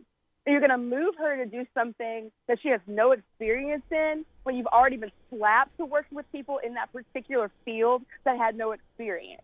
Would it be... Now, there has to be an outside motivation for something like that as far as I'm concerned. What do you suspect? I think that we weren't getting what he wanted us to get. I think that she was smart. I think that she was giving us sound counsel, and that maybe that was too much. Are you telling us that at some level in your mind, and maybe in the minds of other council people, that Let me just say this. Is sabotage... Any ordinance or resolution that Ms. Strand drafted with us or for us did not need the mayor's approval. All she needed was for us to have the legislation and the vote as a legislative body. That is our job, and that is what she was doing with us. So we are a separate branch from the executive branch. So, Ms. Lavette, let's try this, and I'm just trying to wrap my mind around this, especially after ticked about the term kneecap. I don't mean to make this into a game show, but finish the sentence. Ms. Strand was moved to risk management by the mayor because... I can't answer for him. I can only tell you how I see the situation. How do you see it? I see that we have been basically kneecapped, that the person who was giving us sound advice that seemed to run counter to the will of the administration was moved. And the thing is, they tried to circumvent the process because in order to move her to risk management as a department head, she would need to be confirmed by the council. So they decided to leave her in. They rewrote it. I don't know if you saw that. Yeah. You got more information later saying, oh, well, she's going to still be working as the supervisor for risk management, but she won't be called that. That way we'll just leave her in the city attorney's office. So basically what you're saying is, and tell me if this is too strong a term, do you think that the mayor at some level is trying to sabotage the work of the council, or at least its opposition in some areas to him? It's at least a good theory. Okay, Karen Strand submitted a letter of resignation. We are losing her. Shreveport is losing her. Mm-hmm. Have you had a conversation with her? You tell me that she doesn't want to comment, that she's told you guys to speak for her. What is she saying today? Is she pissed? I don't know. The only thing she said was that she wasn't making a comment and that she would let the council speak on her behalf. She's moving to Texas. We're losing her. We're losing her wealth of knowledge. And the thing is, if this is more than just a commute, we're also losing the other person in her household who actually provides a lot to the city. Explain that. People don't know that part of the story. Well, he's a chef. He's very talented. He's someone that's participated in the Golden Fork stuff. He's someone that provides a lot of culture. And just, it's just a person that actually participates in being a part of our cultural environment. So that's something I appreciate. What's the council going to get? Are you going to get another assignment, another person assigned to you guys? You still have to approve that. We have to have someone assigned to us. It'll be interesting to see how they go about that. And I would think that they'd want to replace her with someone that has adequate experience. I mean, there are other people that are doing excellent work in the city attorney's office, but none of them have drafted the amount of legislation that she has. None of them bring the same insights to the table that she brings. And I think they actually appreciated her as a colleague. Erin theorized a couple of days ago, and it had to do with the John Nicholson $100,000 up to $500,000, the contract thing we talked about a couple of days ago being shelved. Erin theorized that Mr. Nicholson pulling that was she theorized that was reaching out to the mayor, sort of an olive branch to try to mend whatever fences may have been damaged over the first 3 months of his administration, maybe a little longer. That may or may not be true, but this certainly, in your mind, doesn't help the relationship between the council and Mayor Perkins, does it? I'll say that my discussions with Councilman Nicholson, he is just as exhausted as the rest of us of having contrary adversarial things happening. But what we want to do is what's best for the city. The thing is that if we can't actually push forward, then we're not doing anything. Like being deadlocked all the time is not going to help anyone. So yeah, to some degree, he did pull it so that we could actually hit a reset button. Before last 30 seconds, your message to the mayor this morning. Make sure you've got his seersucker ready for June 10th because we're going to have a really good time at that meeting. Lavette Fuller, Shreveport City Councilwoman, thanks for your time. Thank you. 101.7 FM, 710 Keel. Traffic update now. Here's Ruben. Keeping an eye right now on some slow-moving traffic on North Spring Street near East Stoner Avenue. And we have some traffic delays on Benton Road just north of I-220 in Bossier City. If you have anything to report to us, give us a call at the Planet Fitness Traffic Hotline. That's 687 Road. Dry weather, warm temperatures here to finish out the business week. Chance for thunderstorms Saturday and into Saturday night, and then back to dry weather Sunday. Sunny skies today, 88. Mid-60s tonight, mostly sunny skies for Friday, 88 again tomorrow afternoon. Storms Saturday. I'm meteorologist Ken Boone at the Weather Channel.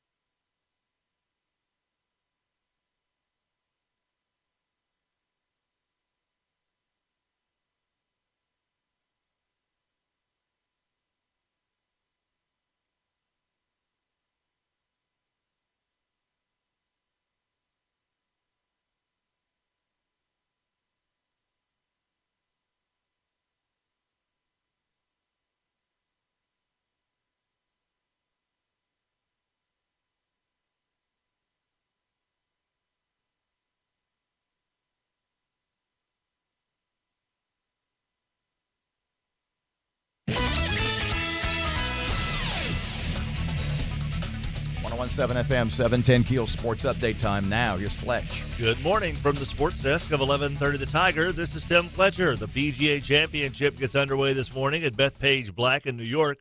Defending champ Brooks Koepka, along with Dustin Johnson, Rory McIlroy, and reigning Masters champ Tiger Woods are the favorites.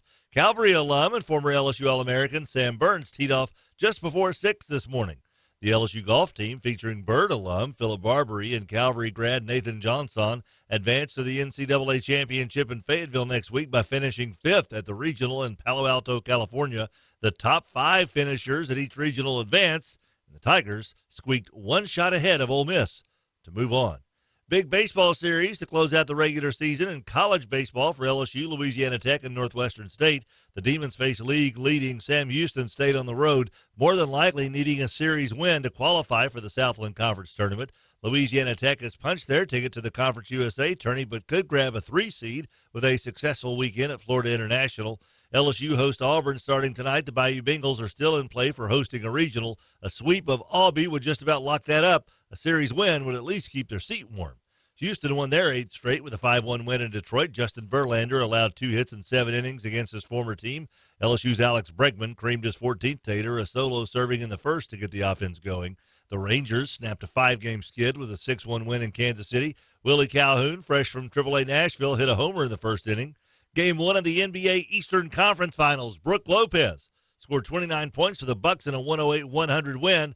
The Bucks went on a 10-0 run to close the game to pick up the win.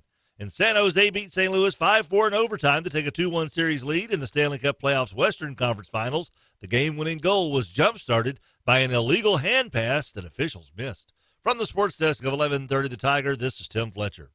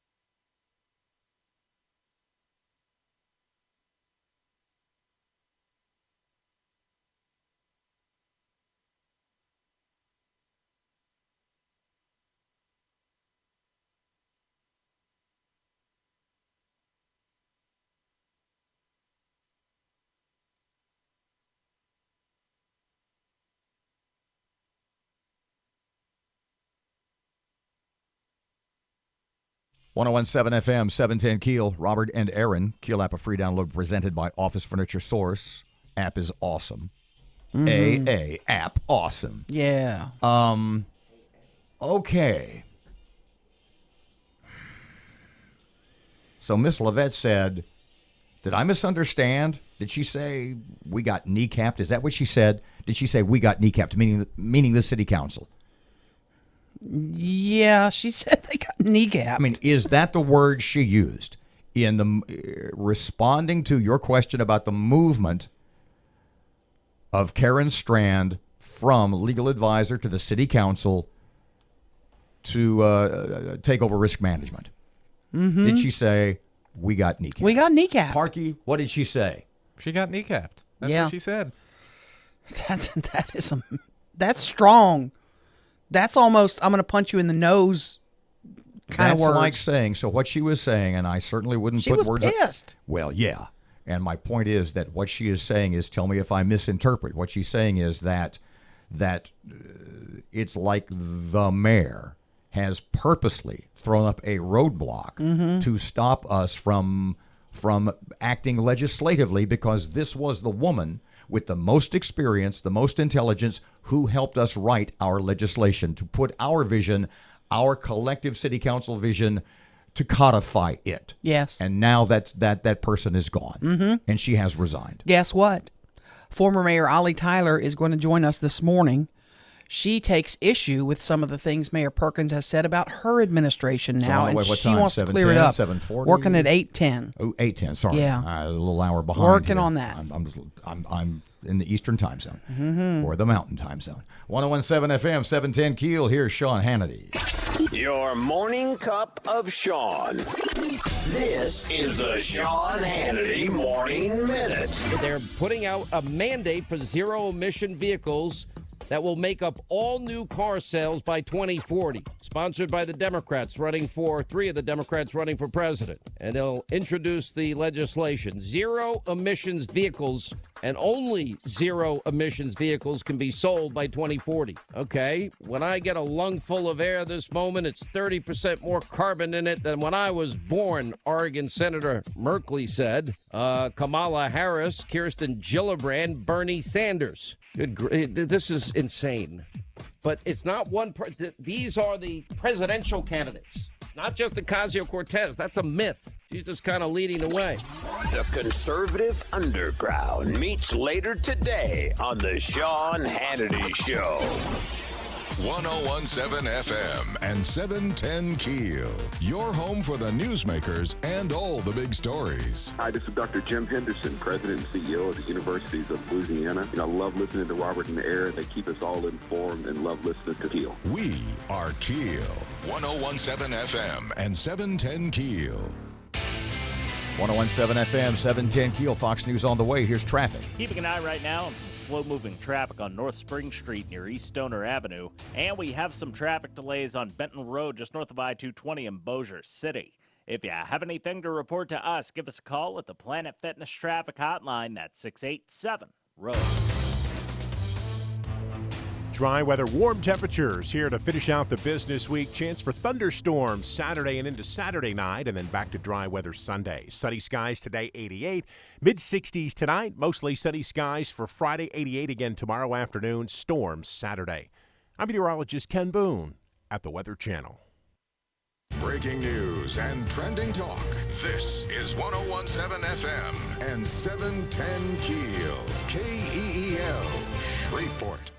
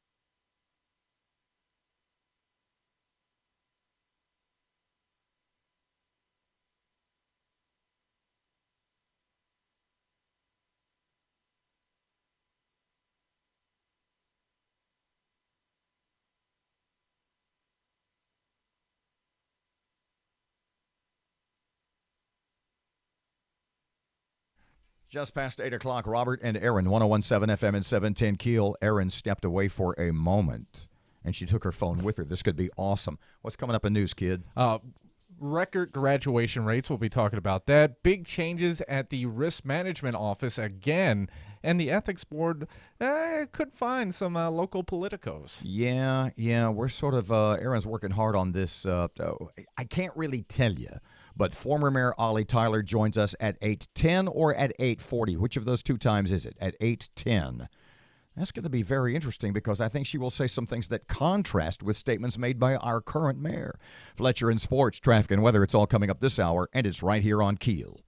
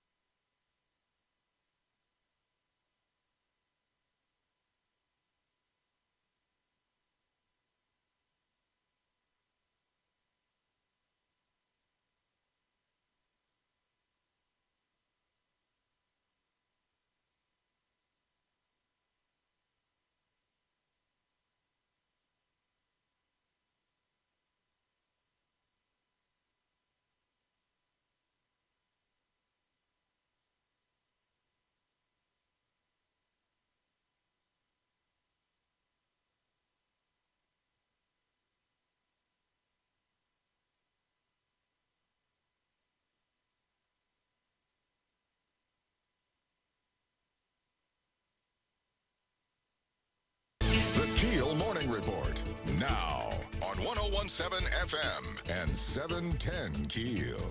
The Ethics Board could fine several local politicians, including Mayor Perkins. Matt Parker with that. According to the State Board of Ethics meeting agenda, the board is considering fining several local politicians for violating state policy. Shreveport Mayor Adrian Perkins is facing a $420 fine for turning in a finance report 7 days late. Caddo Commissioner Lewis Johnson faces a $2,000 fine for not filing several reports. Several other local mayors and school board members are also facing fines. The board will meet on Friday to decide whether or not to levy the penalties. For 101.7 FM and 710 KEEL, I'm Matt Parker.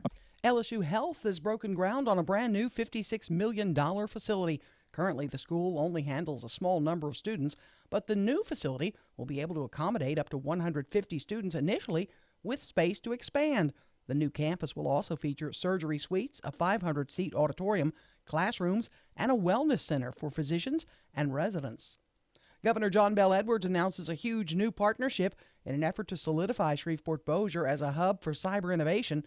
The governor announcing a new cyber center will be established at Bossier Parish Community College in partnership with Cybint. CIC and its partners are building that pipeline of cyber professionals who are capable of filling critical, high-demand cyber positions all across the state for years to come. Cybint is an Israeli-based global leader in cyber technology and will help provide training for jobs in the cyber community. While a new Cybint Center will be located at Bipsy, other universities like Louisiana Tech, LSUS, and Grambling will also play a role. Graduation rates are up across the state. More students than ever graduated. In 2018, the rate was 81.4%, up from 78% the year before. Locally, Caddo's rate grew by 7% and is now in the top 10 districts in the state for growth. Caddo now boasts an 80.9% graduation rate. The rate in Bossier is 85.7%. Another brother accused in a DeSoto homicide. Adrian Williams accused of helping one of his brothers murder another. Williams was arrested and charged for accessory after the fact to first-degree murder. Trevor Williams, Adrian's brother, is accused of shooting and killing his twin, Trent, and seriously wounding a woman last month. Shake up at City Hall again. We get more on that from Greg Adams. Shreveport's Assistant City Attorney Karen Strand has turned in a letter of resignation to the city. In the fallout from the city's insurance debacle, Strand was being promoted and reassigned to the senior risk management role in the city's risk management division. However, this afternoon, Strand tendered her resignation. In her letter, she says, quote, "Although I do believe the original promotion reassignment has now been altered to reflect that I would retain my assistant city attorney title and merely supervise the risk management division, Upon further consideration, I am declining this reassignment and tendering my resignation. In the letter, Strand says that she is accepting a legal position in a Texas City attorney's office. Strand says her last day of employment with the city will be Monday, May 27th. From 101.7 FM and 710 KEEL, I'm Greg Adams. 22-month-old boy is rescued in Kentucky. The toddler survived 3 days in the woods after wandering off.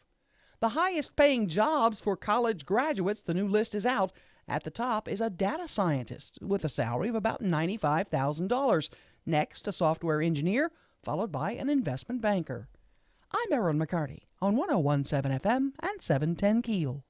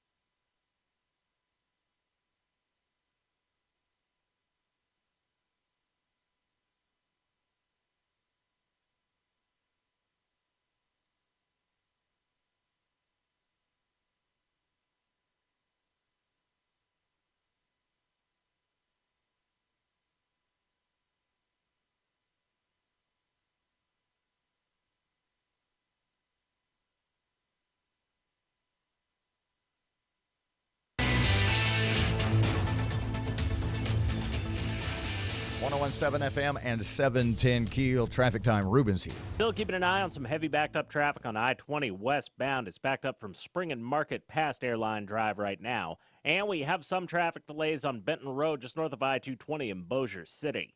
If you have anything to report to us, give us a call at the Planet Fitness Traffic Hotline, 687-ROAD.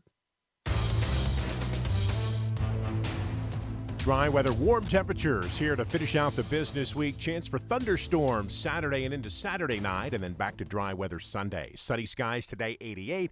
Mid-60s tonight, mostly sunny skies for Friday, 88 again tomorrow afternoon. Storms Saturday. I'm meteorologist Ken Boone at the Weather Channel.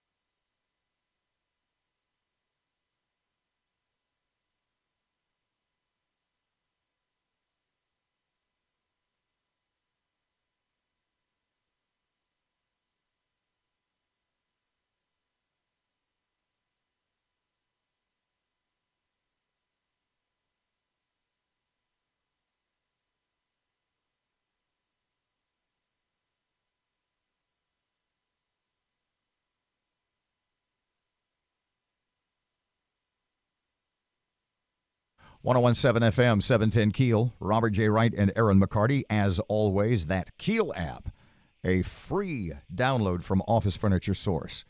Taking a little time for us this morning is former Shreveport Mayor Ollie Tyler. Miss Ollie, welcome back to KEEL. How you been? How you doing this morning? I'm doing great, Robert. How are you? A pleasure talking to you, ma'am. Okay, let me start here. To justify his request for $40,000 in city money for his transition, to fund his transition team, City Council meeting not too long ago, Mayor Adrian Perkins said that you had spent $60,000 city money in your for your transition team.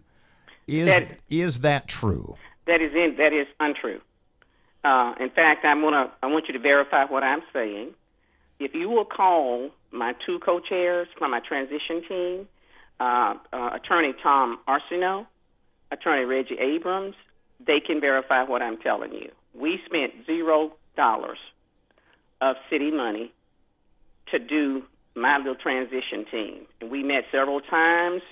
We did ideas about, what I needed to check when going into the office because I had no plan going in.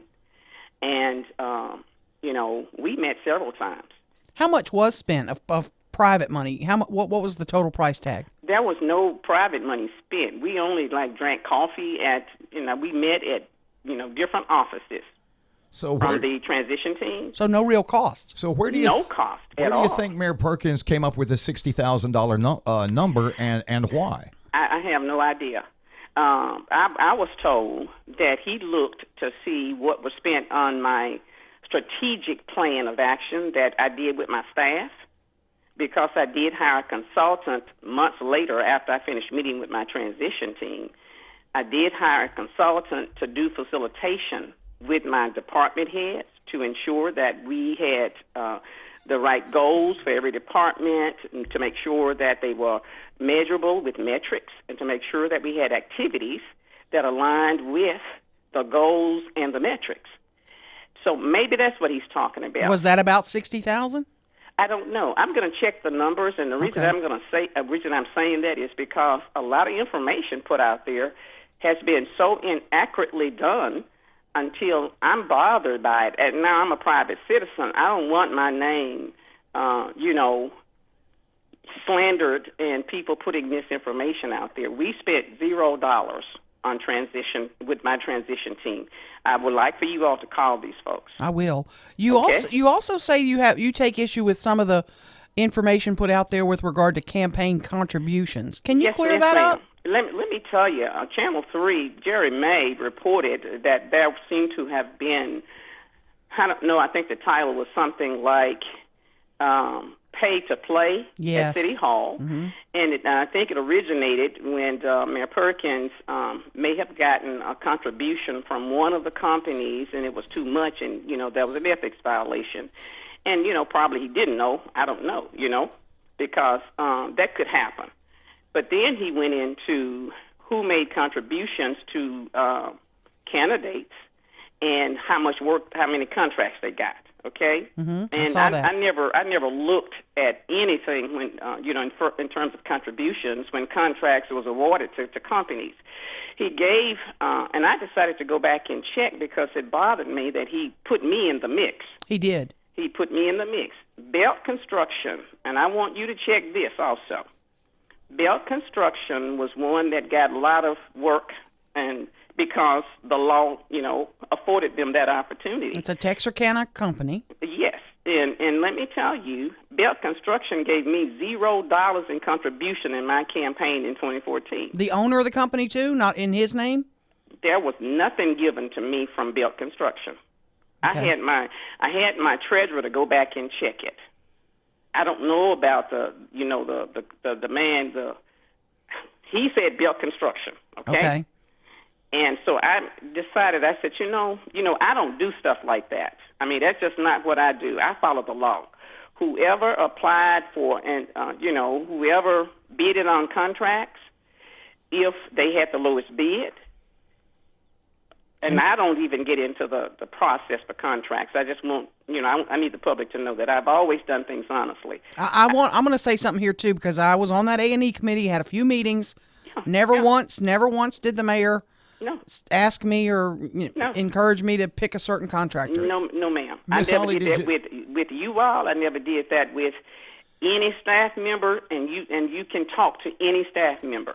I don't do that kind of thing. Did you ever think less than 6 months after you left office that anything like this would happen, that these kind of stories would ever come up, or you'd be kind of be getting dragged back into everything again? Did that, in your wildest dreams, did you ever think that?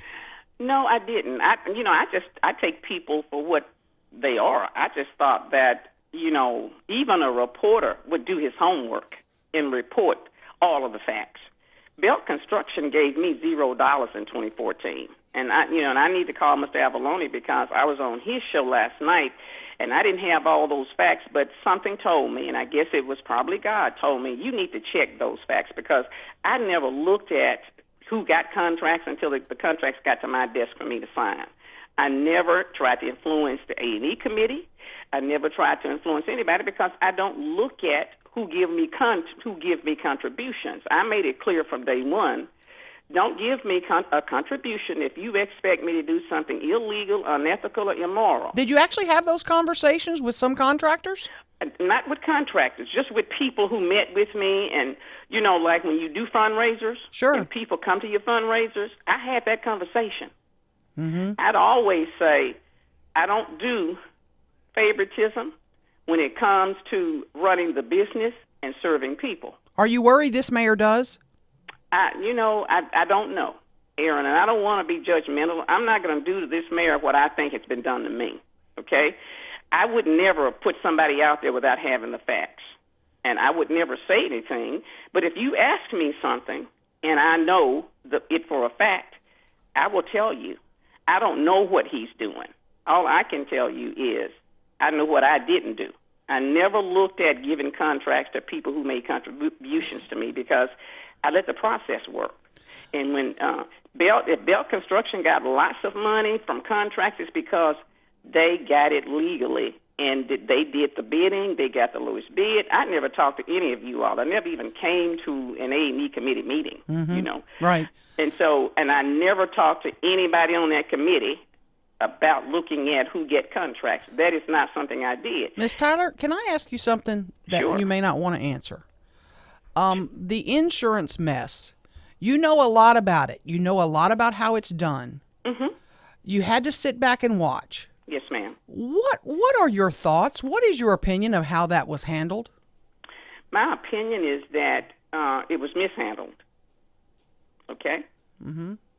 When I went into the office, and here again I'll talk about the things that I've done throughout my life as a CEO of a large organization of governmental entities, because that's what I've been doing all my life, for the past 30 years, starting with the principalship all the way up, okay? Sure. I never went into an office and started changing contracts, okay? I just never did that because I felt like I needed to evaluate, what was happening before making a decision. I certainly didn't do anything when I went into the mayor's office before I got sworn in.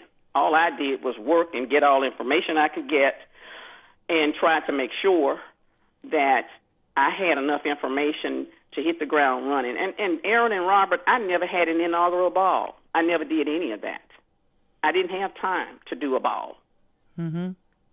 When I got elected, I spent those 3 weeks between the time I was elected until I was sworn in, working diligently every single day, getting information, trying to make sure that I was ready to do the work for the people in Shreveport. So I just felt like I needed to evaluate.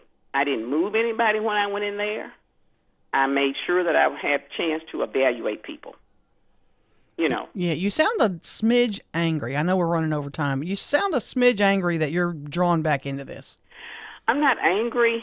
I think it's unfortunate because, I've served and served and served my community for 45 plus years, Erin and Robert, and I try to do it with integrity because, I believe that that's how public servants should behave, and I've done it with, I've given it my all, I've made the progress, and I've faced the challenges, and I've tried to do what I could do to make sure that we were serving.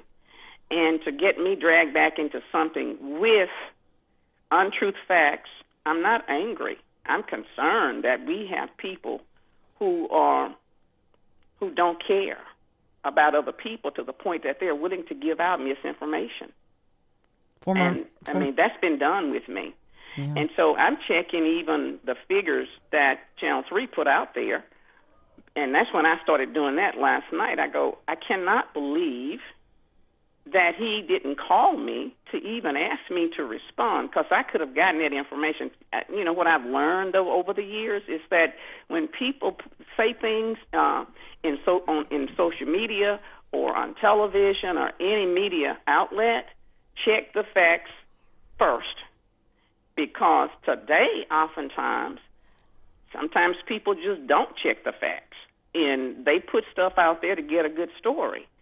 The Belt Construction is a good example. I asked my treasurer twice. When I called him, when I emailed him last night or I texted him, I said, tell me about Belt Construction. I don't know. I don't remember who contributed to my campaign because I didn't do business based on that. And he said he went back and he spent, time going through all of the contributions. He checked them twice, 2 different ways. He said Bell Construction gave you $0 in 2014. I said thank you, because they got all the contracts they got based on what the law says. They did the bidding. They met the criteria. They got the lowest bid. Mm-hmm. The contract had to go to them. I couldn't break the law.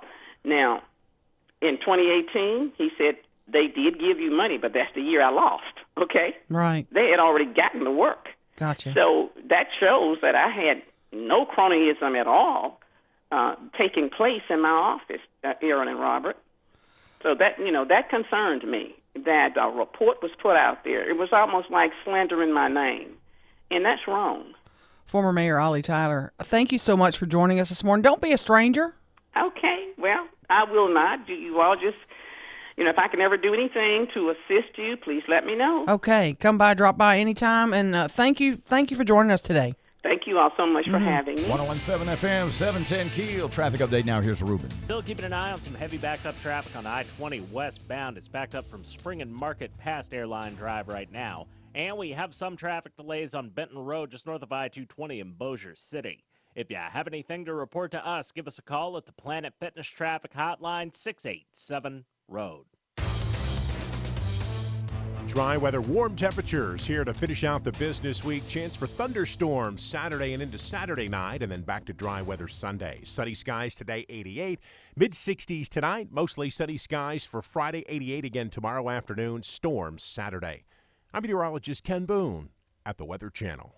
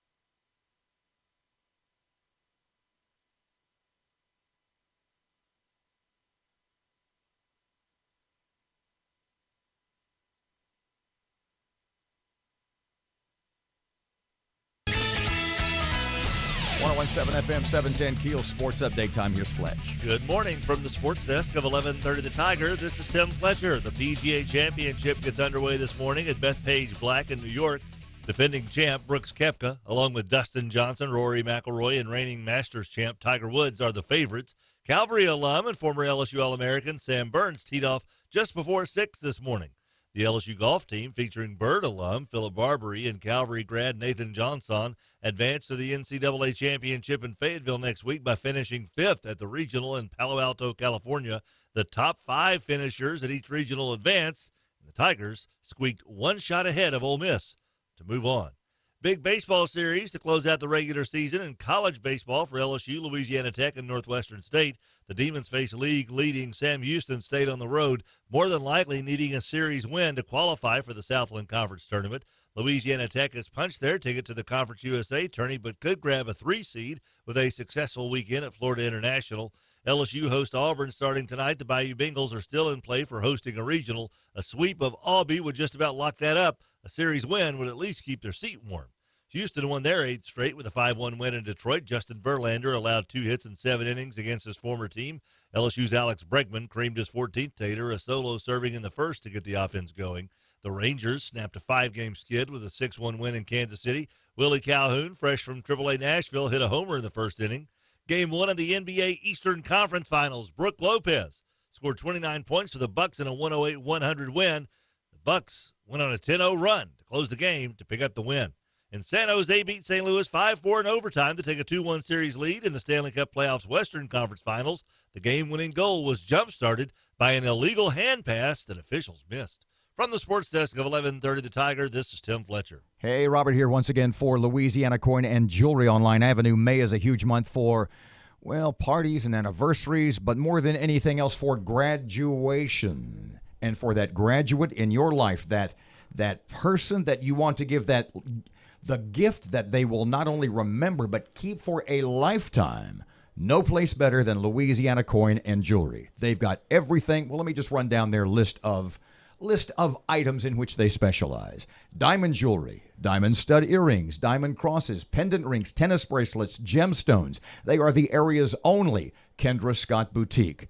And they have an amazing selection, one of my favorite things, excellent watches, tremendous prices, and the area's largest selection of vintage and hard-to-find pre-owned Rolexes. See lots of their stuff, and you can even shop online, LouisianaCoin.com. Find that perfect gift for the grad or special person in your life. Look online, LouisianaCoin.com. In fact, if you buy online, they will have it gift-wrapped and ready to go when you stop by. And when you stop by, tell them I, Robert J. Wright, said hello. Louisiana Coin and Jewelry, more than 60 years of service to the Shreveport-Bossier area. Easy to find in the corner of Uptown Shopping Center in Shreveport on Line Avenue.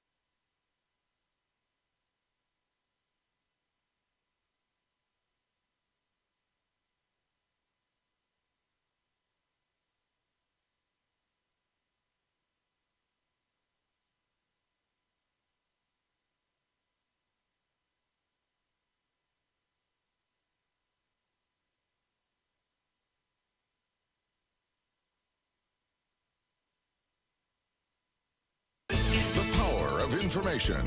KEEL News now.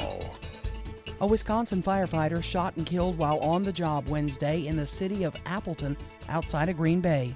Appleton police officers and firefighters responded to the 100 block of East Washington Street for a medical call.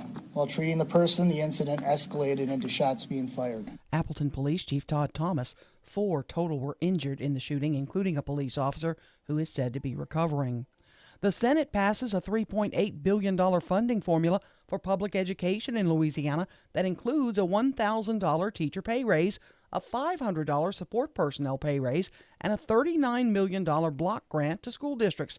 Winfield Senator Gerald Long says it's important this proposal passes because it's a statement of intent that Louisiana understands how important education is. We need to make a public, positive statement to public education, to those teachers who work day and night to educate our children, that we value what they do. The MFP has the support of the governor and teachers' unions.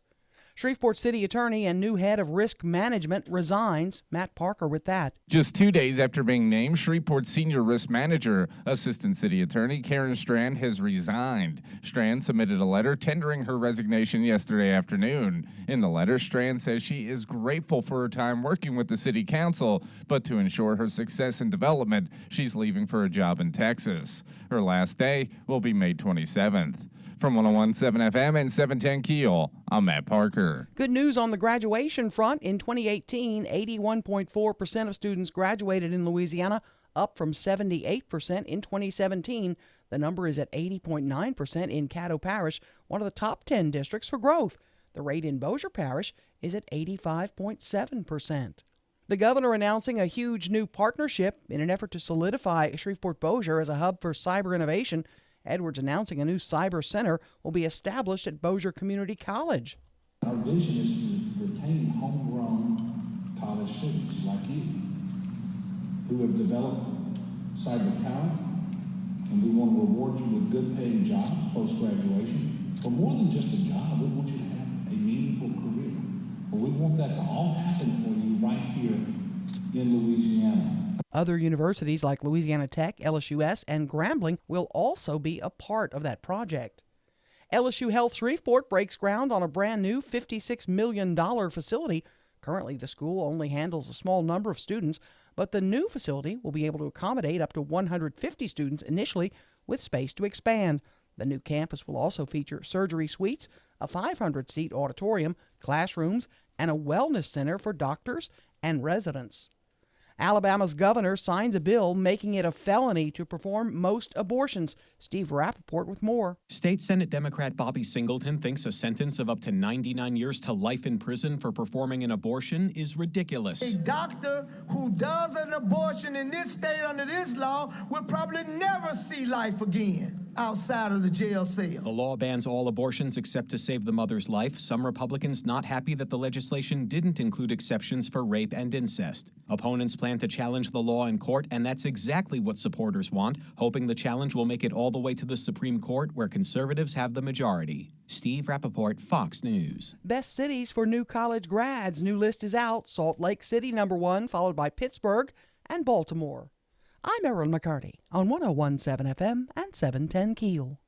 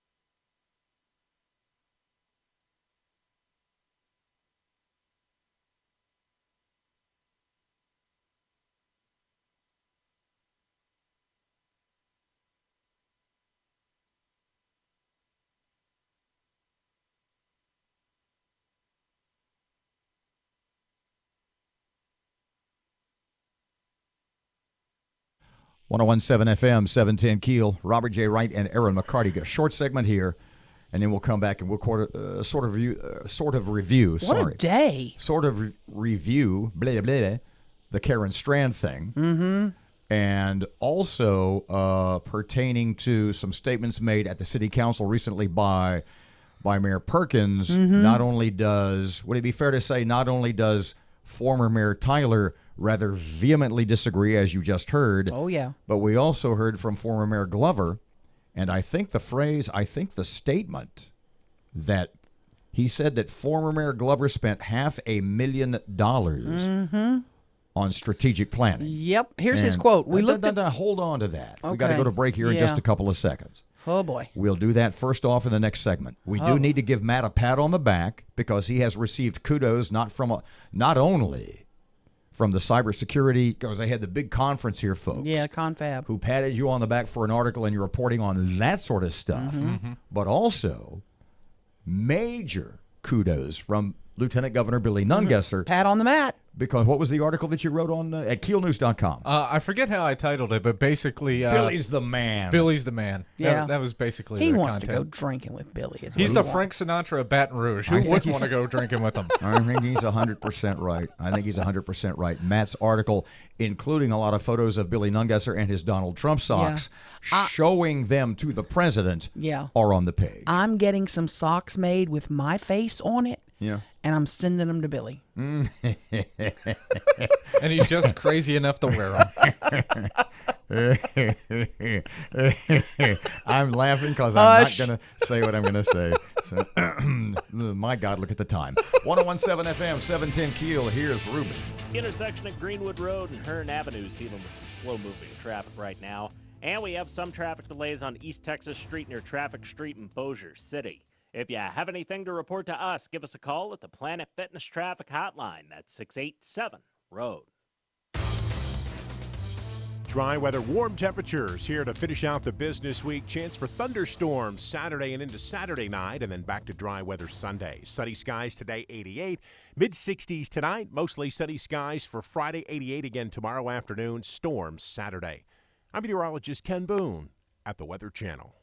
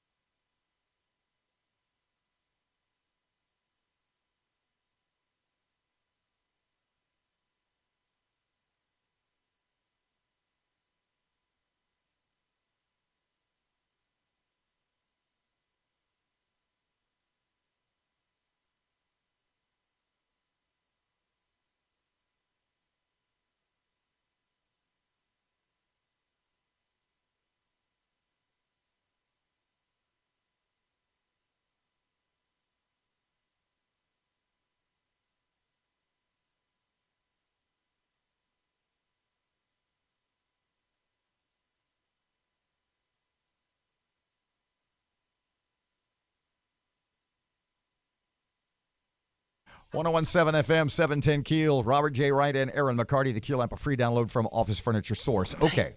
God, they can't hear us. So a while back, and this was sort of how I opened the interview with Mayor Tyler, former Mayor Tyler.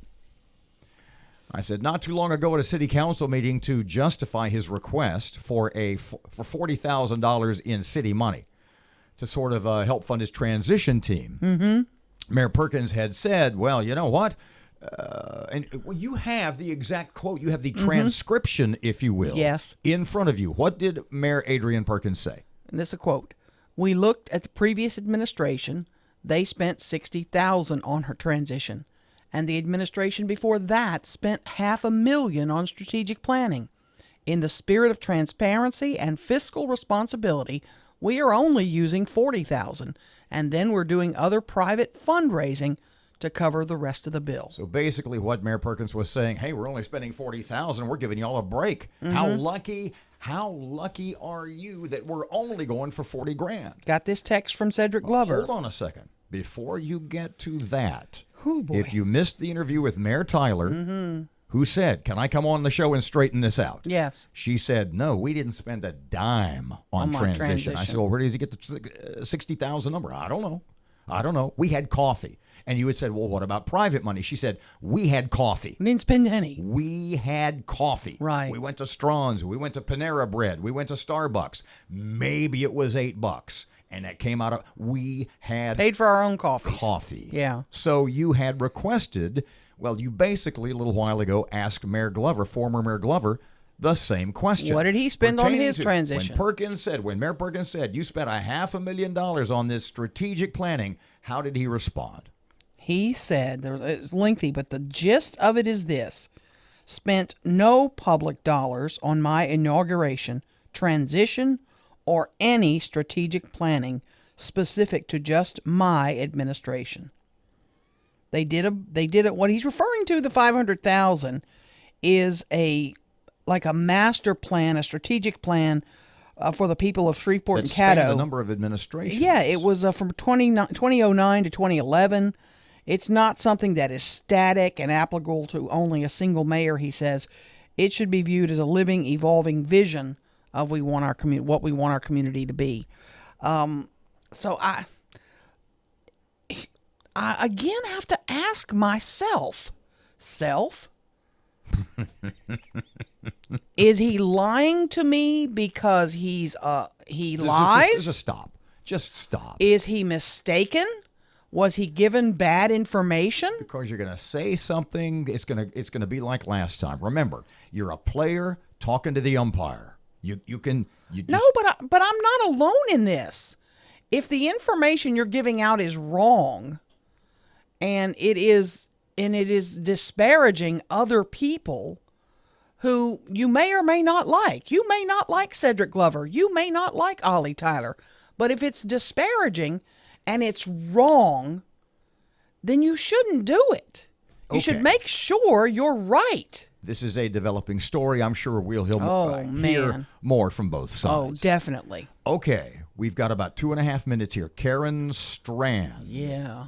I got the name right? Karen Strand, is that it? Yeah. And she was the assistant city attorney. Her specific job was legal advisor to the Shreveport City Council. She helped them, she advised them on legal matters, she helped compose legislation, etc. A couple of days ago, she was moved by a city attorney, Makisha Creel, I assume at the behest of the mayor. She was taken out of that job and transferred to, what's it called? Senior Risk Management. Above Evelyn Kelly. Now, I would imagine the explanation from the Perkins administration from City Hall would be, well, in the wake of the insurance trouble we had, we wanted to make a few changes. The thing is that Ms. Strand doesn't have any experience in that area, and there's a lot of folks who would speculate, who would think, and Councilwoman Lavette Fuller earlier this morning on this station among them, who would think that this was a move to what was the term Ms. Fuller used?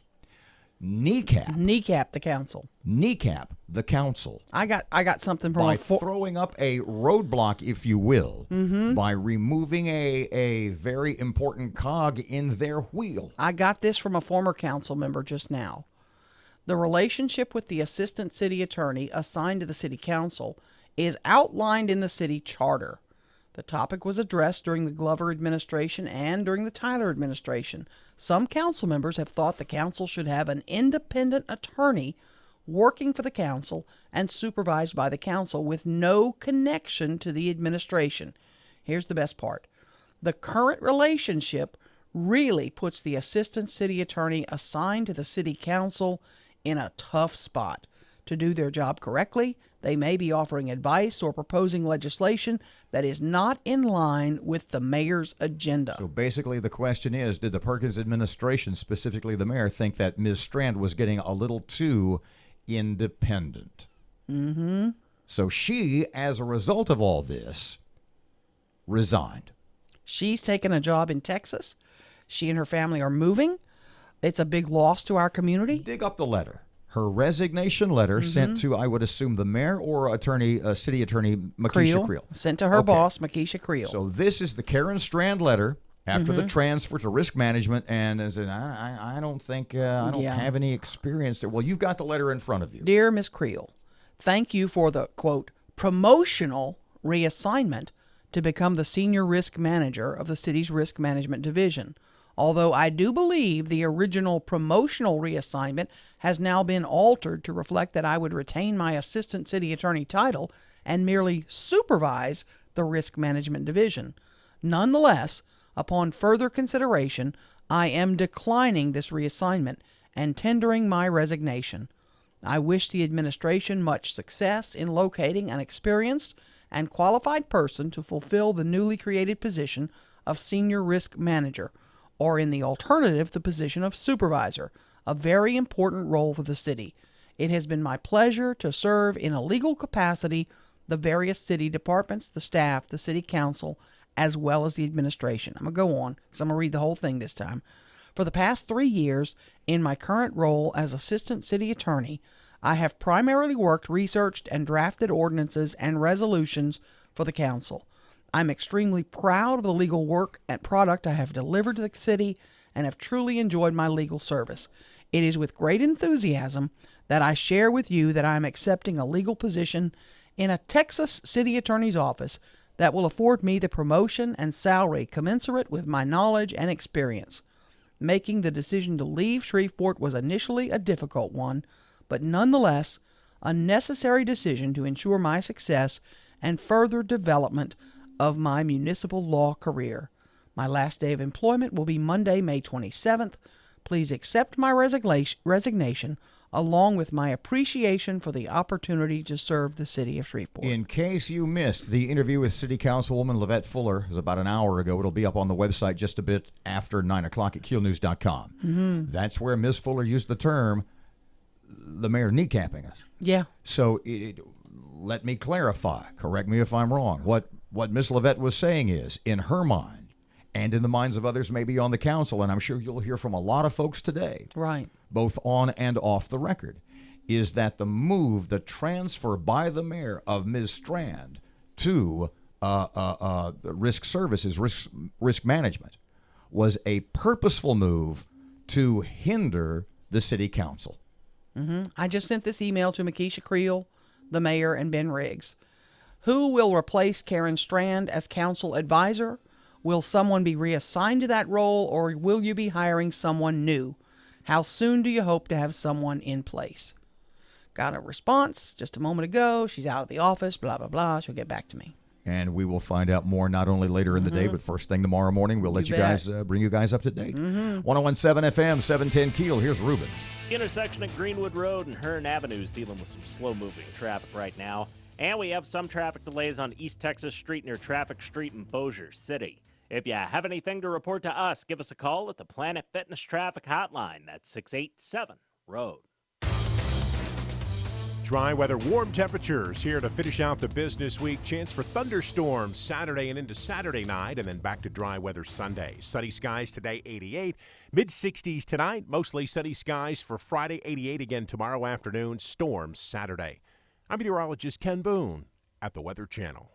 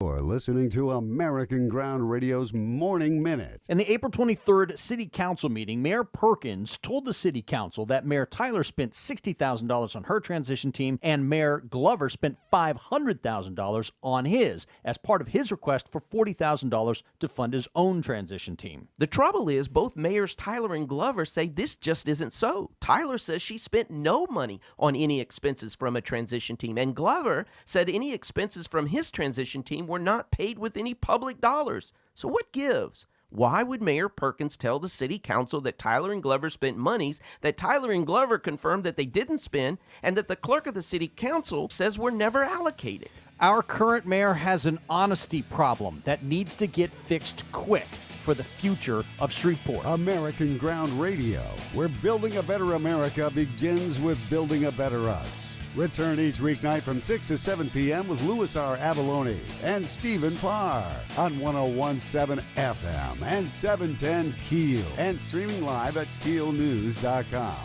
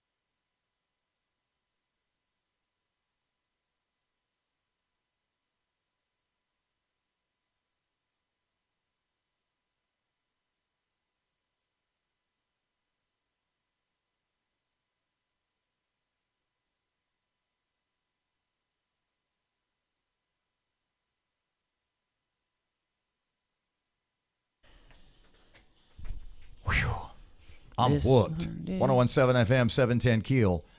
Lots of stuff to follow today, and we'll update everybody tomorrow on everything.